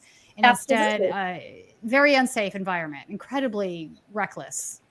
Absolutely. And so she ended up dead. The family couldn't afford an autopsy, so they could not prove that she died from COVID, but she was a young, healthy mother, and she just died. And, you know, after working these unsafe conditions, and she had tried to get help. She had written emails. She tried to get her, you know, her managers, etc., HR, to pay attention to what was happening. They weren't disinfecting things because they said, oh, those things are always in use so we can't disinfect those things. So just absolutely horrible. You know, and then there was the whole conversation about sending the media out on sending the workers out on media day to make it appear as if there were fewer workers present inside the facility. So that made it appear that they were actually using the proper CDC protocols as far as social distancing inside the warehouses. That wasn't the case. I mean, that's like pretty nefarious. You know, the media is coming in, so you're going to intentionally send out 2/3 of your workers to go on break at the same time. So it appears that there's not that they're all socially distanced properly. Nobody's, you know, on top of each other. I mean, that's pretty screwed up. None of it's done in good faith. And so hopefully something happens in this case of Bessemer, and it's good that More Perfect Union is on the case. So they're doing a great job as an independent outlet as well. So thankful to them and their reporting. I urge you to give them a follow. They're at More Perfect US. So check them out for sure. Next, I want to highlight again Marvin Scott III, who we've covered here before. Marvin Scott, to kind of give you a quick refresher, Marvin Scott III was so this took place in Texas, near Dallas, not exactly in Dallas, but near Dallas. And he was in an outdoor mall area. And someone reported him as acting suspiciously, whatever. He was found with some weed, who cares? And so the cops took him in. And because he was acting so-called weird or suspicious, they had him evaluated at the hospital. It did not matter to them that he was diagnosed as schizophrenic. They did not care about his needs or what that entails for mental health. So they took him to jail. And in jail, things declined because, for those who are not familiar, if someone is in that kind of mental state, there are certain triggers and stimulations that just send the person into an irretrievable meltdown of sorts. And so he was strapped down, a spit hood was put on him, and he was really, really mistreated and mishandled, and he ended up dead. It was ruled a homicide, and there were 7 jailers, correctional officers involved, ruled a homicide. And One went back. They didn't release the name of the one who went back, and none arrested at this point. So this man, by all accounts, just a Was jolly, murdered. yeah, a jolly, like, nice guy, young, an uncle, loved his family, had a ton of friends. He ended up dead for some weed and for having a mental health issue, which I have mental health issues and I have weed, but I'm not dead. He ended up dead because he is black, a black man. So Exactly. yeah, exactly. They're not going to bust your door down and put a spit. I can't honestly. No, how are these things? These absolutely should not be used, and it's shocking to me that they are. Yeah, exactly. Yeah. So Colin Tooley is actually going to go, which is great. I love this. Yeah, cannot wait to watch. He lives in Texas. He lives about 2 hours away from the Dallas area.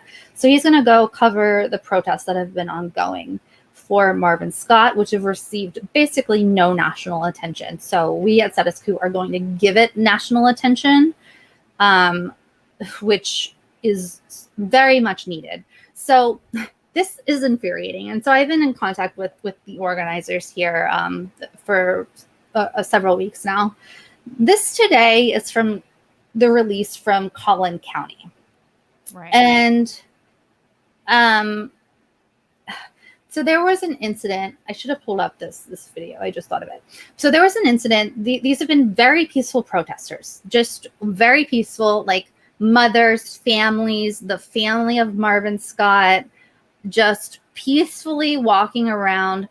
Yes, sometimes they march in the street. That's what protesters do. Like, protesters don't just like cause no, like, they don't just like stand to the side so nobody notices them. They're protesting. Yes, exactly. protesting. Of course, they're going to march down the street. That's the entire point. It's bizarre to me that people think that they shouldn't march in the street. Where else are they going to march? The point is you have a mass of people, and you're causing traffic to stop, and you're causing attention to be drawn to whatever the cause is. That's the entire point.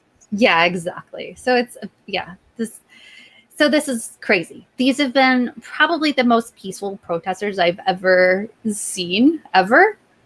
Just, yeah. And so this insane racist man jumps out at them one day as they're literally, this time they were literally just crossing the street, these protesters, just crossing the street as people do. So this racist man jumps out of his vehicle, starts yelling at them. He comes up to this young black woman and assaults her.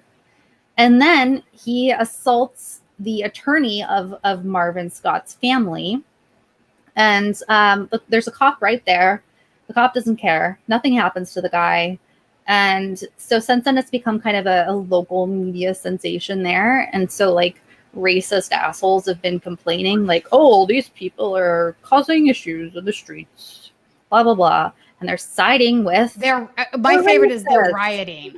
Like, why do they keep calling protesters rioters? I'm like, no, that's not a riot. It's completely absurd. I'll let you know when it turns into a riot. It might.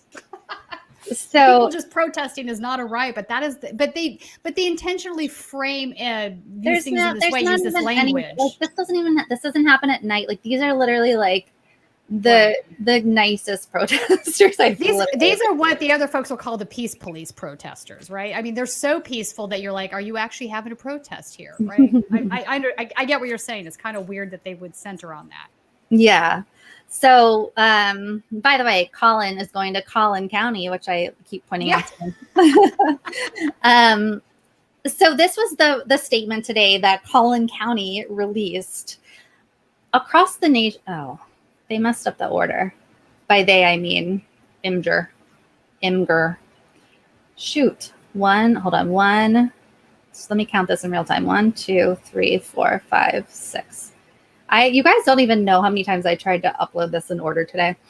Across the nation this past year, Americans watched as city after city fell victim to riots, crime, and lawlessness.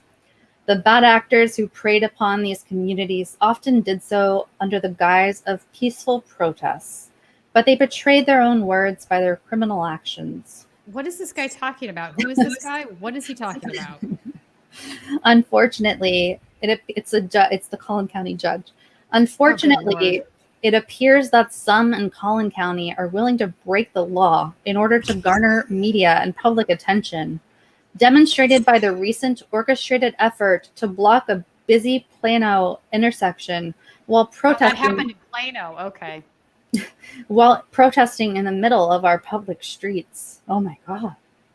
Drama. The horror. You know what this is reminding me of? You know what's worse is murdering Black people.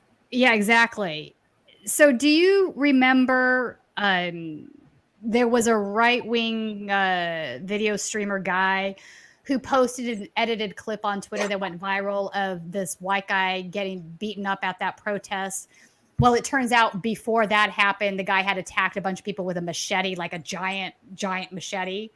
And somebody else had this video and was like, yeah, no, this guy was attacking people with a machete and that's why he got beat up. But for some reason, that edited clips just went viral and Trump ended up using it in one of his campaign videos. And it just infuriates me because it's like, that isn't what happened. Somebody had a machete. He lunged at people with the machete. I saw the video. He was absolutely willing to like slice and dice some folks. So it was the right thing to tackle him and do that, you know? Yeah, they're going to turn the rhetoric around and say that white dude got beat up by Black guys. Like, it's so ridiculous. Yeah. Yeah, and that's the thing. They don't care about I'm trying to find this video so they can show veracity. They don't care about veracity. They don't care about veracity. They don't care about the racism. They don't care about anything except for their right-wing bullshit. Yeah, exactly. But, you know, it really angers me because this particular individual sees himself as he's like Andy No. He thinks he's a journalist. It's like, no, if you're a journalist, you must have a commitment to veracity. I'm sorry. You might be doing media, but no, come on now. You knowingly edited that video because then it turned out a couple weeks later that he had filmed the whole thing because he released it because of the pushback. And so now you're like, wow, dude, you're admitting that you have literally no commitment to veracity. Shame on you. Right. What are your thoughts on the Ariel Robinson case? I'm not familiar with that. Torture77, can you email us at info@statusquo.com so I remember to look that up? I haven't heard of that. I haven't either. Good Lord. I'm scared. For another. Okay, so I'll play this video after I go through the rest. The individuals who engaged in this behavior knowingly and what is this word? Volitionally? I've never heard of that. Volitionally? I've never heard of that word in my life. Is that a word? Yeah, it is. It is to alley do volition. No, I'm kidding. What?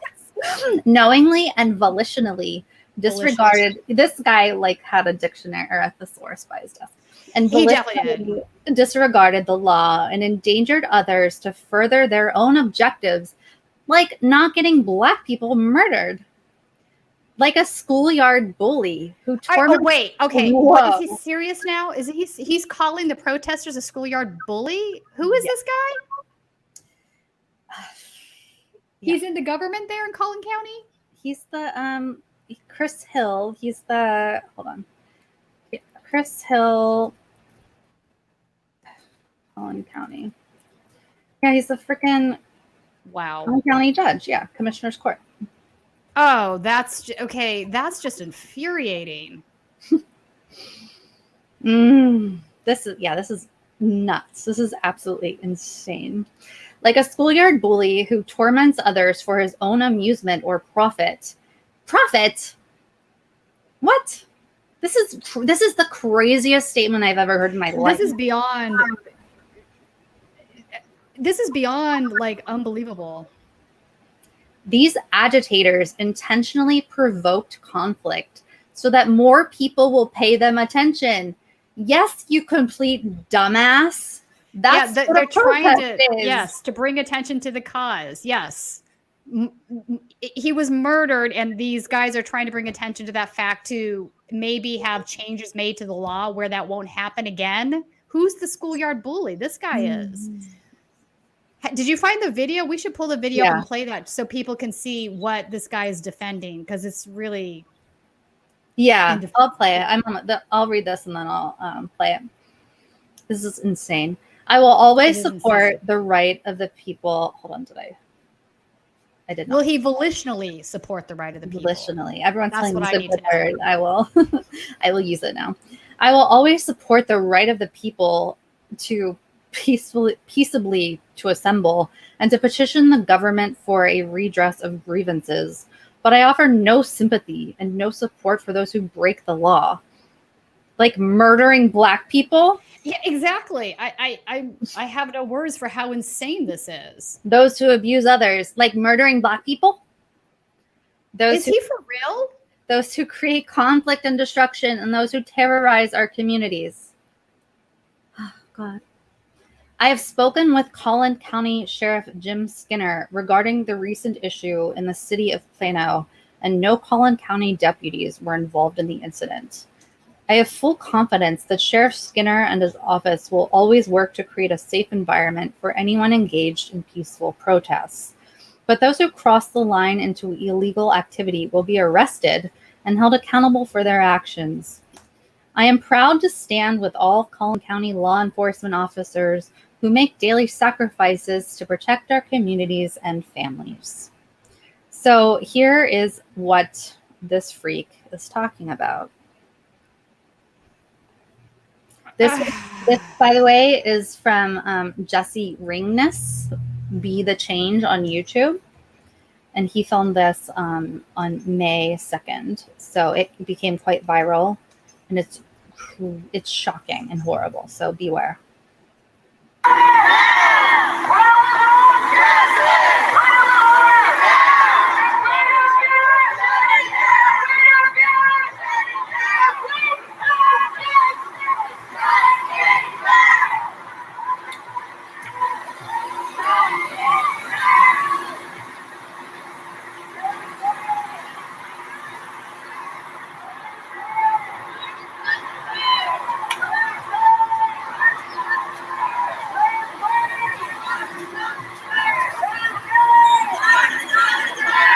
I love that everybody in the chat is now debating volitionally.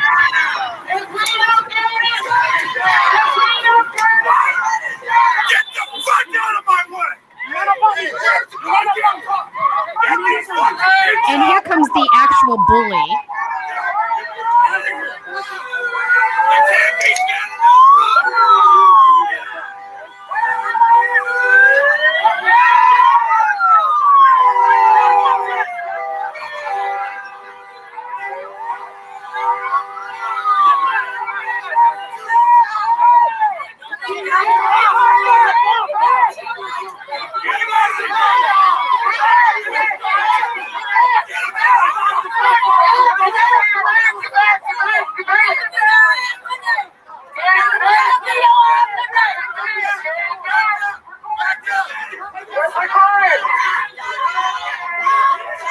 Thank you.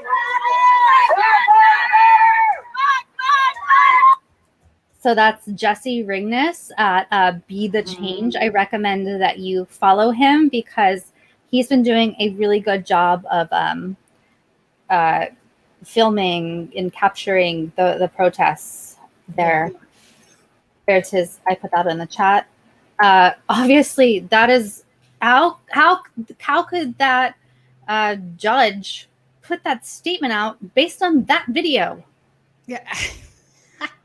I don't know what he watched, but it wasn't what we just watched. That guy, assaulted a woman, assaulted a lawyer, and nothing happened to him. Imagine if that guy was a Black man. He would have been cuffed on the street. Yeah, 100%. He may be dead currently. That's right. It's just unbelievable, unforgivable. It is. So that we don't know what will happen.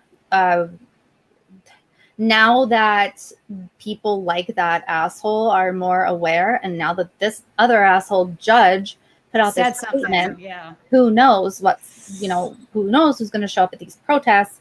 So they're being quite, they're not like advertising these super widely, or, spots and things like that. So that's why we're just saying on Sunday around early afternoon, Colin will be live, and also on Monday from the courthouse or the city, whatever you call it.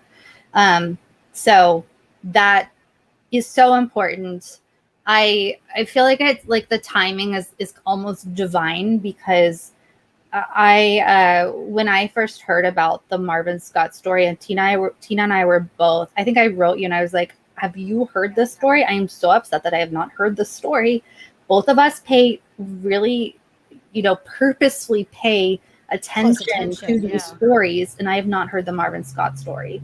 And so I feel like very attached to this case and this story. And so having Colin be able now to go and cover this, I'm very grateful for that. So I really hope that you guys tune in. Text COUP to 370-370 so that you know exactly when he goes live on Sunday. Text COUP to 370-370.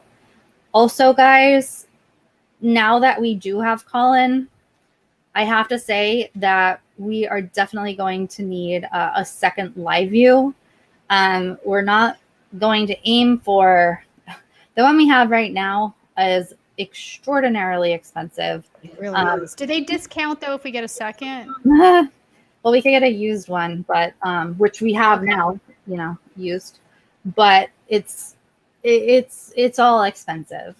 Yeah, it's very we would get a very like a low end one at this point, but it's cross country. Like the one we have now is in New York City. Colin's in Texas, and so we would be sending Colin in different places. To LA. Than the one, to LA. Colin and Tina can team up. But we're growing, and we need to be in two different places often.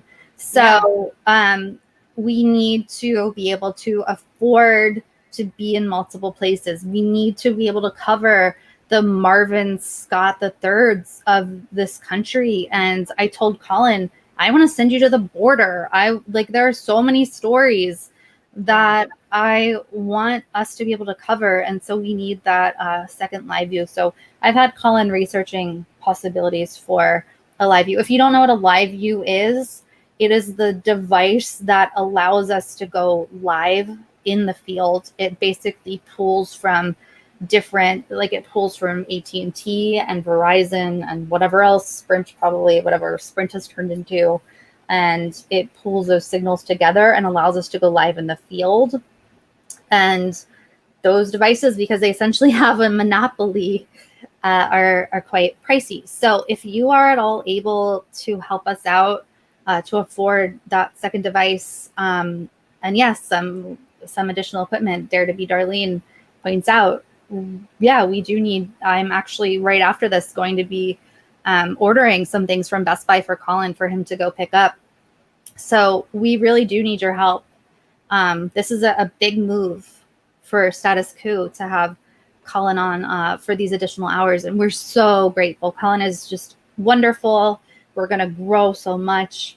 But we do have these additional equipment needs, and it is difficult. We are still small, and we really did have to juggle things around and really think hard if we could do this. But we know we needed to. We knew Colin was the one. He's been with us forever.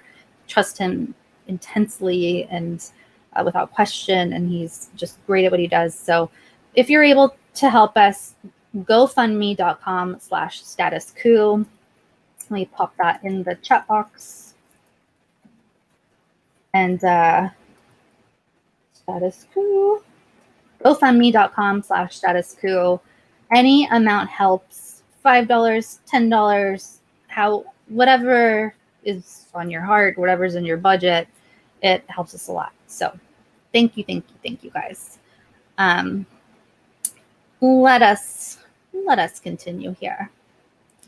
Yeah, I can't get over that statement. That's bizarre. Yeah, that's wild. It's just, that is Olympic level projection. I don't know what else you call that. It's like, wow. I mean, so this story is it's not really justice, but at least something happened, I guess. Columbus reaches $10 million settlement for a family of Andre Hill. Let's see. Ohio's capital city will pay a $10 million settlement for the family of Andre Hill, a black man who was fatally shot by a white Columbus police officer in December as he emerged from a garage holding a cell phone, the Columbus city attorney announced Friday. It's the largest such settlement in city history. Hill, 47, was fatally shot by Officer Adam Coy on December 22nd as Hill emerged from a garage holding up a cell phone. Coy was fired and has pleaded not guilty to murder and reckless homicide charges. Yeah, well, that's obviously he's guilty. mm-hmm. No amount of money will ever bring Andre Hill back to his family, but we believe this is an important and necessary step in the right direction, Columbus City Attorney Zach Klein said in a statement. As part of the settlement, a gym frequented by Hill will be renamed the Andre Hill Gymnasium. At a news conference Friday afternoon, surrounded by Hill's family, attorney Ben Crump said, "We come here to applaud the city leadership in saying Andre Hill's life matters and to send a message that we are better than this in America." Hill's daughter, Carissa Hill, held her 3-year-old daughter, as she called it, a very big day for me and my family. So it's really, it's heartbreaking. It's not justice. It's, it's money, which doesn't, it helps the family that's living, but it's like, go away. It's not going to stop. No, it's not going to stop it. Somebody in the chat is asking whether that money comes from the taxpayer. Yes, that money is absolutely 100% coming from the taxpayers. And in fact, to speak on that, there is a group of protesters that are now trying to form a coalition in which because this is a common thing. Every police department has money set aside to pay out lawsuits. This is the way they operate it as part of their operating budget. It's absolutely insane that this is the case. But there is a movement now to sort of make some sort of an idea of forcing the police officers themselves to be responsible for their own lawsuits. And the idea there is if they are responsible for their own litigation, have liability for their actions, then maybe they'll think twice about what it is that they're doing out on the streets. We can have a discussion whether that's the case or not, but currently, yes, it is being funded by the taxpayers. Millions of dollars are paid out every single year by police departments to victims of their assaults, including press members. So, I'm involved in litigation right now with the LAPD, which unfortunately is going to be ultimately paid for, yes, by the taxpayer. So it's they see it as a cost of doing business. I think it's a moral hazard. Yeah, so it's not really a punishment for them. No, because they know the taxpayer is going to pick up the bill. And in fact, when on May 30th, when the LAPD officer intentionally shot the back window of my car out with a rubber bullet, and I engaged with him, obviously verbally, I was very angry. His response to me was call the city, because he knows that. He's like, call the city, they'll pay you back. It's right. Like, wow, really? How could you? And so flippantly, so flippant. Yeah, they don't care. It's intentional disregard followed by flippancy. It's obviously he has no accountability for his own actions.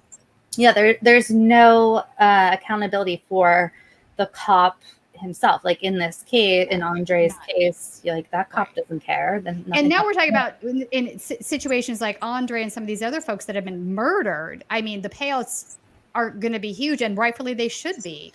Do they bring back the person that they killed? No.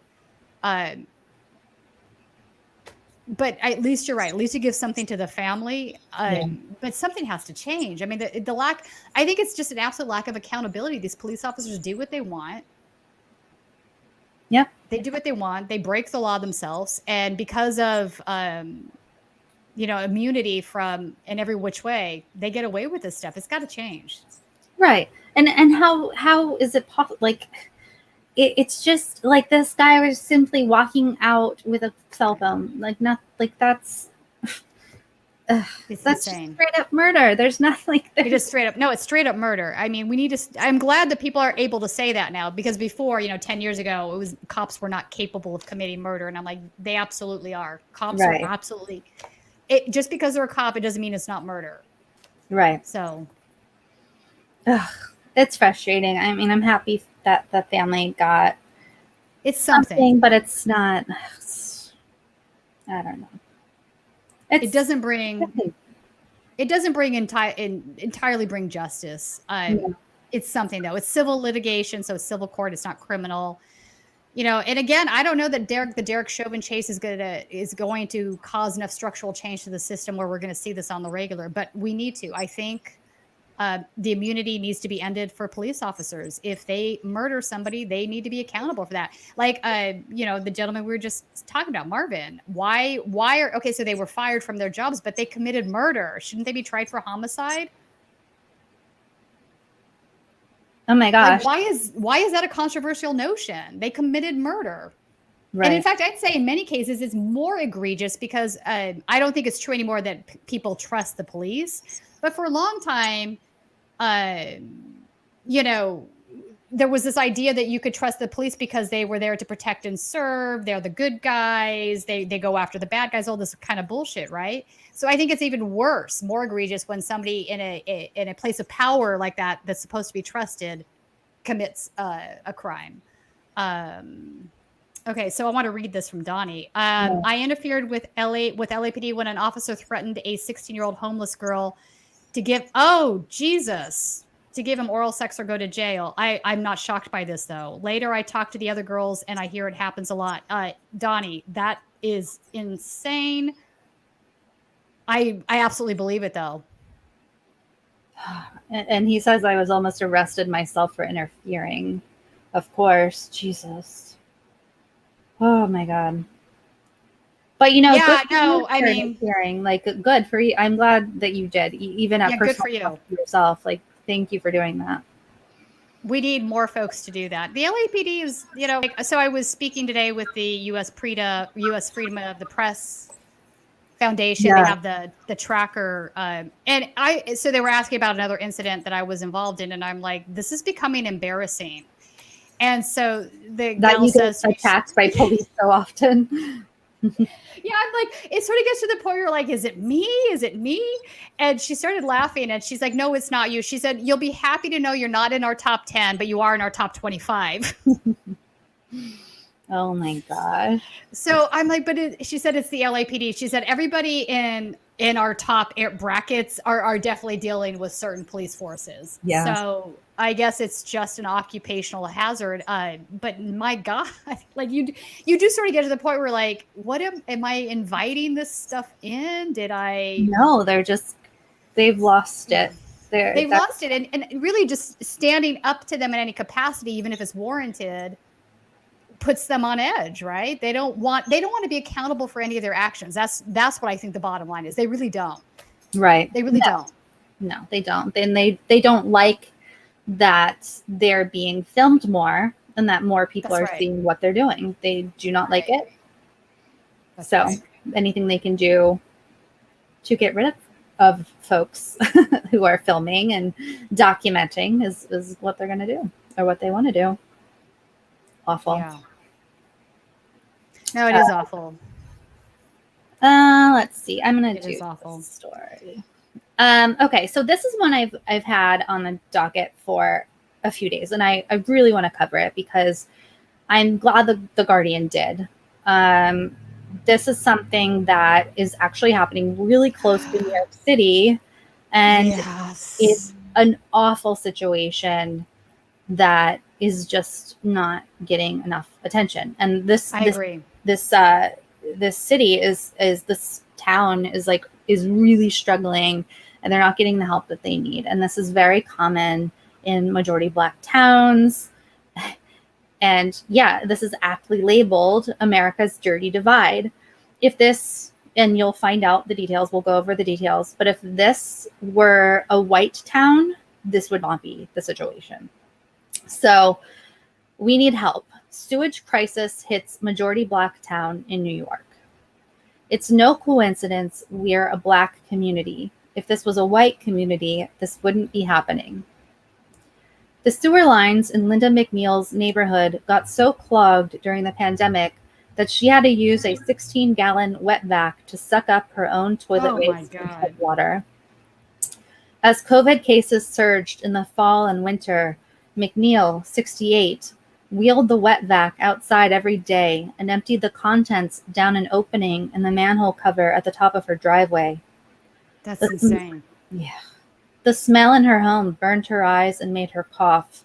She couldn't sleep through the night. I'd have nightmares that they were going to condemn my house, she said. Sewage problems are nothing new in Mount Vernon, New York, a majority Black city of 68,000 that's only a half-hour train ride from Grand Central Station in Manhattan. Officials in Mount Vernon told The Guardian that sewage and wastewater infrastructure is collapsing all over town. The city is an extreme example of ailing wastewater networks across the country, crumbling faster than cities can afford to maintain them, and communities of color may bear an outsized share of the burden. In the worst-hit homes, like McNeil's, sludge floods out of toilets with little warning. Sewer water bubbles up from clogged manholes on some streets. Oh my God. Storm drains spill raw waste into the Hutchinson and Bronx rivers, which frame the city's east and west. Officials estimate that 1,000 households could be at risk of floods or unable to flush their toilets, though the exact number is not yet known and might be larger. Mount Vernon's population is 65% Black, making it an outlier in the highly segregated majority white Westchester County. And Westchester County, if you're not aware, is a ritzy ass county, like the majority of it. Like there is a lot of super wealthy, rich people there. This clearly not part of that. Frustrated residents said that whiter towns near Mount Vernon have sewage infrastructure that works just fine. It's no coincidence we're a Black community. If this was a white community, this wouldn't be happening. For years, experts have sounded the alarm about the country's failing infrastructure. Wastewater networks across America received a D+ grade, and New York State alone faces a $34.1 billion funding gap for wastewater, according to the most recent annual assessment by the American Society of Civil Engineers. This country, wow. Jesus. I know this country, the richest in the world. This is what we have going on in our poor communities. It's absolutely outrageous. Mm. And it is absolutely systemic racism. It absolutely is. There's no two ways about it. Yeah. Ever since Mount Vernon's incorporation in a city in 1892, it has welcomed diverse people looking for a fresh start. Whether they were Black folks fleeing the Jim Crow South or Southern Europeans seeking opportunity in a new country, said Lurie Spurl, the former city historian. In the mid-20th century, neighboring cities pushed out Black residents by pursuing policies like urban renewal. The rest of Westchester in the 1960s dumped their Black communities into Mount Vernon. Yes.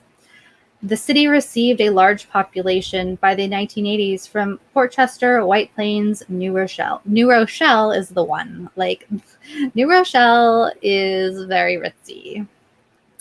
The city's 4.4 square miles are densely settled, while much of its sewer network is almost a century old and built to. So basically, it's like all the white rich people got all the infrastructure, and all the poor Black people are pushed here, and they didn't update anything. Is like really what they're saying. Pretty much gentrification. Yeah. So it goes on and on. This is going That's to be a disgusting. $100 million job. That is about 95% Wow. of our annual budget. Mount Vernon has the highest tax rate in Westchester County. Yet Are residents you? are, Wait. This gets worse. yeah, I didn't know that. That makes this even more egregious. yeah. So they That's basically are the highest tax rate, which means they're taking in money, but it's all just going to the wealthy areas, and they've ignored this section of the county. Yeah, well, it's just like Flint has the highest water bills, and Detroit, Right. like that's what they do. This is outrageous. That's just wow. Yeah. That is inexcusable. Residents can't are baffled at where their money has been going all this time. Wayne Fletcher, 48, Yeah, what? lives To off rich people, apparently. lives just off the troubled 3rd Street corridor and pays $18,400 in yearly property taxes for his 2-family home. That is insane. Wait. That is What? insane. That's a freaking lot. Oh my God. Wow. Yeah. Yeah. So what is the percentage of the tax base there on property taxes? Holy crap. I mean, here it's like 1%.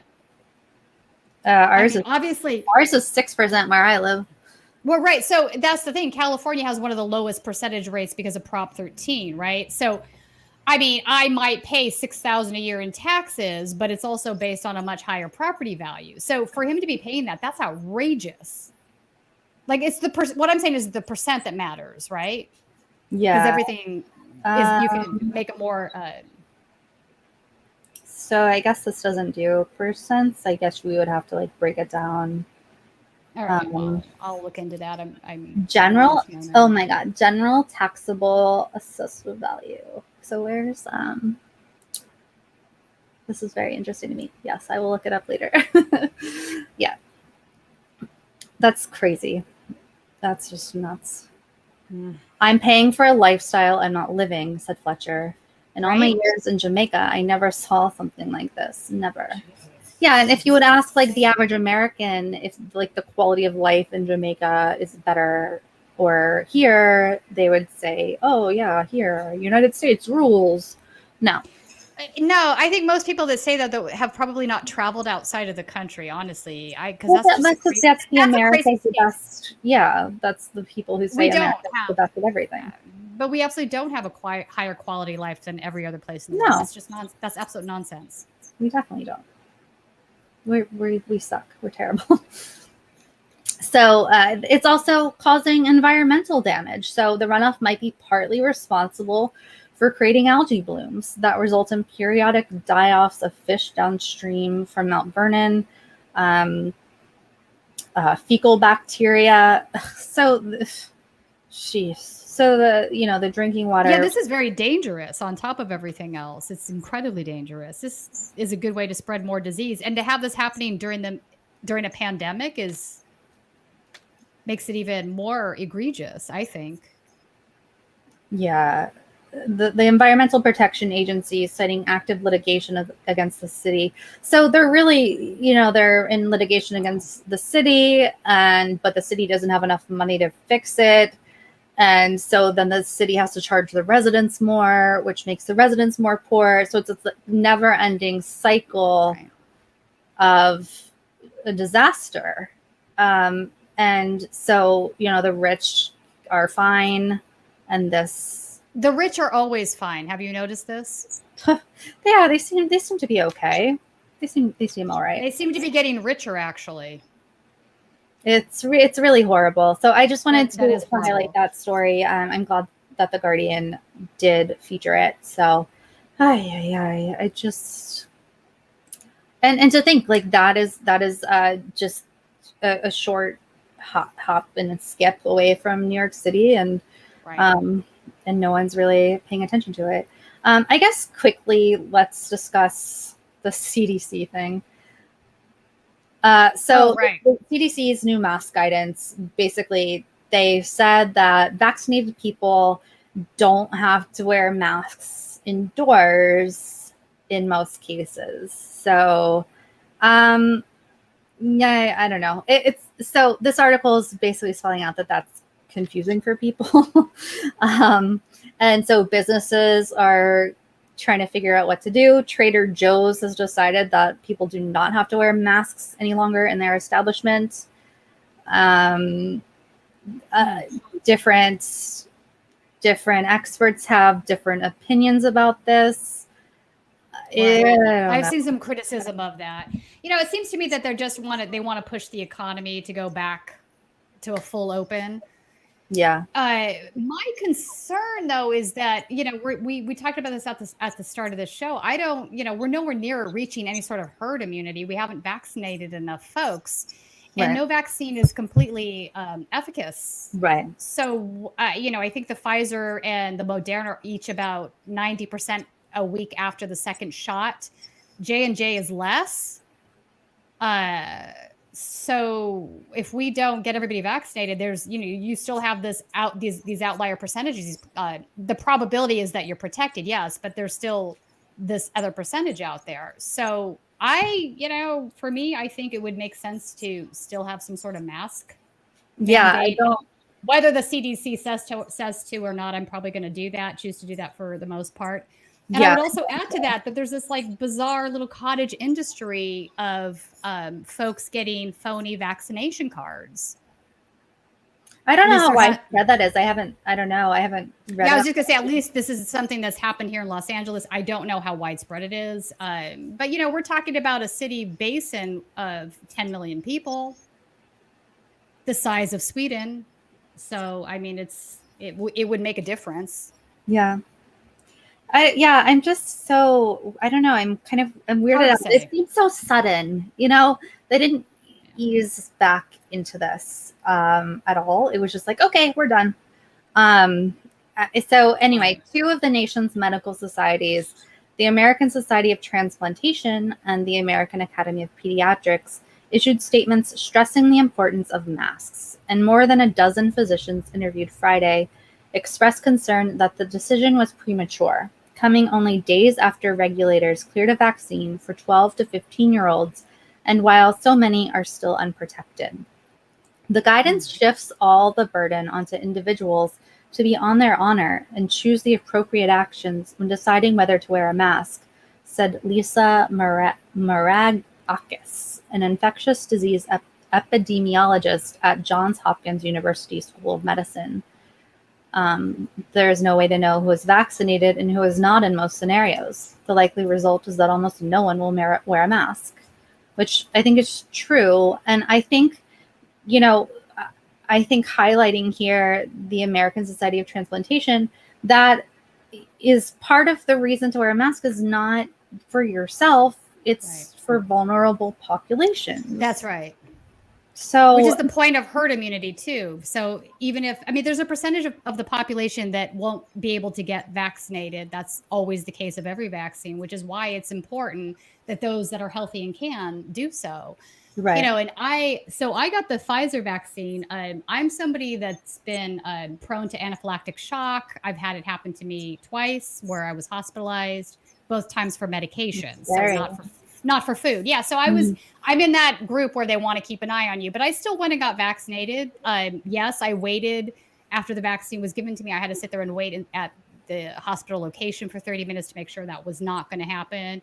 It didn't happen. I didn't think it was going to, but it could, it is a sort of a fringe thing, and it's happened to me twice. So I guess there's a chance. But point being is the decisions that we make have to be based on more likely, less likely outcomes, because there are no guarantees, right? None of these are all probability arguments that we're having here. So, and I understand, here's the thing. I understand what's driving the worries and concerns, the skepticism. We talked a little bit about bot science. We talked about, folks from Big Pharma and the revolving door at the CDC. All of these things are valid concerns. I'm not saying that they aren't, but thankfully we also have peer review. And I don't think most scientists are a part of that mechanism. I think most scientists actually do care about the quality of their work. And I think they do care about veracity, and they do care about finding and discovering the truth. Yeah. So, although I'd say although the skepticism can't be warranted, I do think vaccines are safe.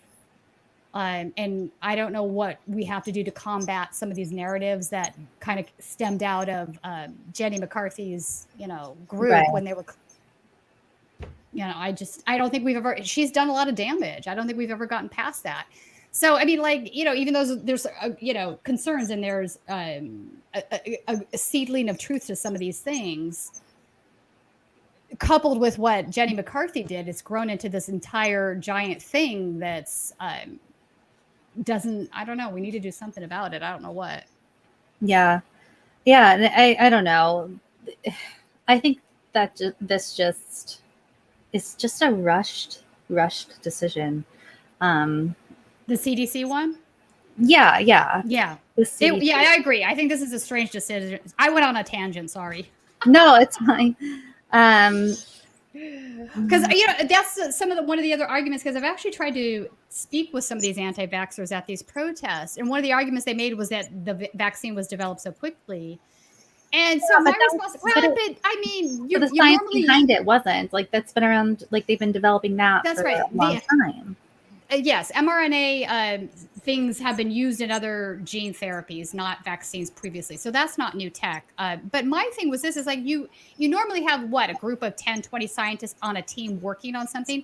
This was an effort where you had thousands of scientists worldwide working on the same problem, which is a rarity. That never happened. Again, a lot of great minds, like the best people, the best money, everything.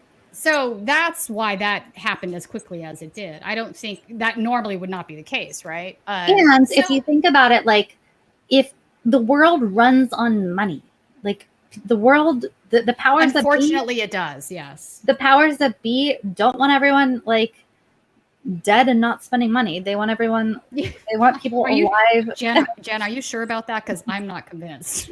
They want people alive and spending money and like the economy running.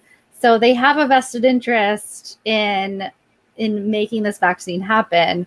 So even conspiracy theorists should agree, like they wanted the vaccine to happen. The powers that be that you're fighting against, like they want the vaccine to work for you. Trust. Well, my favorite headline this week, if you didn't see it, was I think, God, was it the Wall Street Journal now, or was it? No, might have been Vice. I can't remember, but it was that the anti-maskers might start wearing masks now out of fear of the vaccinated people. I put this on my Twitter. No, I saw some ridiculous stuff that someone said. This is a real headline, by the way. This is not me making something up. It's not The Onion. No, I know. Like there are people who think that that women who've been vaccinated, like their periods are crazy now. But that even, yeah. So what? Yeah. So people like these. So a lot of these QAnon people are from the wellness community and like the whatever. So there are these people who find themselves really serious and they're like, yes, we've been getting a lot of reports that women's periods have been going wild after getting the vaccination. And not only that, but people who have visited with women who have been vaccinated have had their periods go wild too. And so what does it actually mean to have your period go wild? I need to know. Okay, it was Vice World News. I found it. Let me just read this to you. Vice World News. This is the actual headline. I'm reading it. Anti-maskers ready to start masking to protect themselves from the vaccinated. The anti-vaccine conspiracy about the vaccinated are leading some anti-maskers and some anti-vaxxers to contemplate wearing a mask and social distance. I'm like, hey man, whatever it takes. I mean, that's just wild, right? I don't know. It made me laugh. Everyone's crazy. What's wrong with everybody? I don't know. I read that headline and I was like, wait, what? This can't be real. I'm like, no, yep. It's real. I can't with this world anymore. Okay. So, yeah. So they're pointing out like, okay, we're like, just hold on a little bit longer. Like we're finally going to be vaccinating 12 to 15-year-olds. We're going to get to children. Just like wait a little bit, which I think is fine. I agree. We're fine. Just like, let's wait. Right. And also it is like a valid criticism, I think. Period's gone wild. I'm sorry. I can't. It's true. I gotta find that clip. This woman is so serious. I need to see this. It's I seriously freaking hilarious. She's like, I have to report. All right. Okay. Yeah, I don't even know what I was gonna say. It was important though. I'm sorry. No, it's okay. I can't remember. I don't know. My brain's melting because there's a headline. Period's gone wild. That's what we'll have Colin develop a thumbnail for that for tomorrow's publishing of videos. Yeah. What was I gonna say? Shoot. Sorry, guys. We're getting punchy on a Friday. We're getting punchy. Yeah. This is what happens at the end of the stream. Oh, so I think one of the valid things that people have to say, and I think it's important that we're honest about this, the CDC has changed its freaking mind so many times. They're right about that. The conspiracy theorists are right about that. The CDC. Oh yeah, I mean here's the thing with conspiracy theories. There's always a seed of truth. Yeah, but yeah, and then it just goes to this whack out place, right? That's just but in this case too, it's like the CDC is like, no, masks are not effective. Yes, masks are need effective. to stop in the masks are not effective. They're talking about slugs now. I don't know. No. Hi, I'm guessing Tina's familiar with Girls Gone Wild, of course. Who isn't? I used to secretly when I was a teenager, I used to secretly tape Howard Stern. And like I would set my VHS to tape it because it was like I grew up in a very like wacky Christian household, so that was a no-no. But which makes it more appealing, of course, every time. Like now I have to hear what they're saying. And then I would like secretly like I could only play it like really low, so I would like listen to it super close because I had a TV in my room, but I couldn't like watch that stuff. But Girls Gone Wild ads would play in between. Scandalous. Of course. Scandalous. I loved Howard Stern then. He was a whole new world for me on E back then. Right, no, I got you. Back to the CDC. No, I just think that they really did the whole point was like, oh, follow the science, but they legitimately know about VHS. Yeah, I'm 36. VHS was still a thing.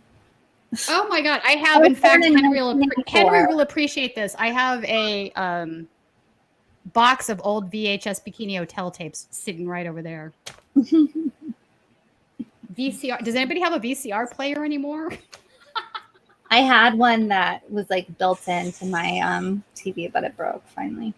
But one of my kids like. I wonder if you probably buy one at a garage sale. Probably. Yeah, Howard Stern did. He got dull when he went to Sirius, I think.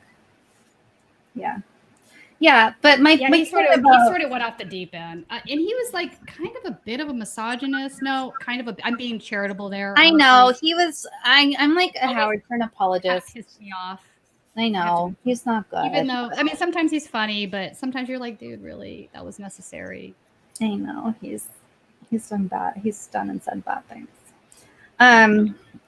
Yeah. So anyway, my point is the CDC needs to make up its mind. It has wavered on the science. I think they've made a really bad, rash decision in this case, and a lot of experts agree. And so we'll see what happens. Do you think? Well, let me ask you this. I think the wavering on science, though, is it back and forth, or is it them making determinations based on new evidence that's coming up? I don't know. I don't know either. That's why I'm throwing that out there. To be very honest with you, the mask thing, I think they really wasn't good the way they did it. No, they should have. It should be waited till there's a higher percentage of people vaccinated. I think. No, I mean even back to when they first did it. Like Oh, I see. I see. Sorry. Legitimately, there were studies that said masks were not effective. There were legitimately peer-reviewed. There were peer-reviewed. Masks are not effective. That was on CDC's website. Masks are not effective. Do not wear masks. Fauci said, "Do not wear masks." I never saw that. I'd love to see Conspiracy that. theorists are correct about this. Then That's the wacky. CDC found other studies, and they chose those ones instead. That's true. 100% true. I'm thinking that the original ones weren't. I don't know. I haven't seen that. I never saw You that. can, I didn't never went to the Tina, CDC as you website. know, you can find things to say whatever you want. That's lying with statistics. Is lying. Oh, I 100%. Yeah, 100% agree with that. But if the fact that they're thing is like, how would that get through peer review though? That's what peer review, or you can pay for peer reviews. Like peer review is very corrupt. I don't know about that. It has gotten very corrupt. It's very unfortunate. I mean, I'm sure there's instances of that. I'm sorry, I'm losing. You're cutting in and out a little bit. You just disappeared. I'm like wobbling. Disappeared. Yeah. What? Yeah. Now you're back. I don't know. Oh, I'm like wobbling my attachment probably. Okay. So I mean that would be a whole interesting topic though for some folks that work. No, they're legitimately, you can go back through the archives of the CDC's website and recommendations, and it changes dramatically from month to month in the early days. And so I'm fine with that. I don't think that's a conspiracy. I think that's just experts just trying to figure out what the right move is. Yeah, I agree with that. Fauci said, don't wear a mask. Then he was like, yes, do wear a mask. And I think that's fine. It's okay to change your mind and say, yes, the better science says wear a mask. So I'm not saying that the other science was better. I'm saying the mask science is better. It makes sense. If something is in front of, I'm not saying masks are like a little cloth mask is not fully effective. Clearly, like that's clearly not. But it's obviously better than nothing. So that doesn't take a brain genius to know. Are you sure about that? So I'm fine with people changing their opinion. Like with Fauci changing his mind, that's fine. That's not it doesn't take it like the conspiracy theorists need to chill their brain, like chill out. It's fine to change your mind. But I think now that the CDC is saying like, no, we're good now, take off your mask. No, it's another mistake. It's a mistake, just like when you said we don't have to wear masks. That now it's another mistake. I agree. But I'm wondering how many of those decisions are really driven by economics. Well, exactly. So they're not going by science. They're like, oh, right. Because that doesn't seem right to me. Like I said, I don't think we're nowhere near reaching herd immunity, and it doesn't make sense at this point. Like I've been vaccinated. I had my second shot. So a week from now, I'll be at my peak immunity. But still, that's not 100%. Yeah. No, never. So no, I mean, I wouldn't want to be maskless around somebody that was COVID positive. Let's put it that way. No, that, to me would not be. Yeah, so it seems. Yeah, he's jumping the gun a little bit, probably. I'm going to continue wearing a mask. Oh my God, can we just laugh at this comment? 9 out of 10 brain geniuses recommend wearing masks. I think that's the science, peer reviewed. That's peer review. No, I want to say like peer review for the most part is fantastic, wonderful. But there are moneyed interests, just like there are. I don't disagree. There is definitely more moneyed interests that have come into science, and also universities. Since we've privatized a lot of the state universities, are getting less funding from the state. But even so, what kills me about all of that, even so, a lot of the research funding is still coming from NIH. So it pisses me off when these pharmaceutical companies get the patents on these things, even though they got funding from taxpayers. And now we're having a discussion, as we did, last week, about Bill Gates and what have you, not wanting to release the tech, not wanting to open up the patents for these COVID vaccines. And it's just infuriating. It's like that you wouldn't even have that if it wasn't for taxpayer financing helping. So why is there even a debate here? Just do it. Just open it up. Force your hand against the big pharmaceutical companies. They're being greedy. It's really that simple. And this is a global public health issue. We are affected by what happens in India. That's not a controversial statement. According to YouTube, our videos being taken down are affected by what's happening in India. That's right. A lot that of was the most connection. ridiculous response I have ever read. I was like, wait, you took down our compilation video of protests and interviews with Elon, Omar, etc. because of India? What are you Yeah, so smoking? for those who don't know what we're talking about, Yeah. we had a compilation of 2020 reporting featuring, Black Lives Matter protests and interviews with Ilhan Omar and Pramila Jayapal and Rashida Tlaib, etc. And YouTube took it down, citing harassment and cyberbullying. So I pushed back in an email, and they wrote back finally days later saying, "We're sorry. This was a mistake." And they blamed it on because of India. They blamed it on India's COVID crisis. So, yeah, that's all I know. Like, what? Yeah, that was wacky. So that's why we cannot rely on YouTube. GoFundMe.com/status quo. Anyway, I think that's our cue. Yeah, we're getting punch drunk. We're cyberbullying now. We were cyberbullying the police, let's be honest. I'm going with that. We're big old cyberbullies. Yeah, I don't know. It was just, the whole thing was bizarre. So weird. Everything's weird and crazy, and everyone's nuts, except for you guys. You guys are the ones. You guys are the sane ones in the world. Yes. So thank you for watching, and I hope you have a wonderful weekend. Yeah. Rest of your day.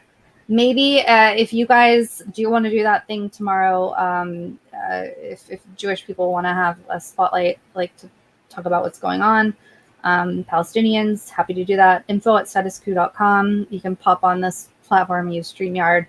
It can hold up to 10 people. Yeah. So we'll figure that out.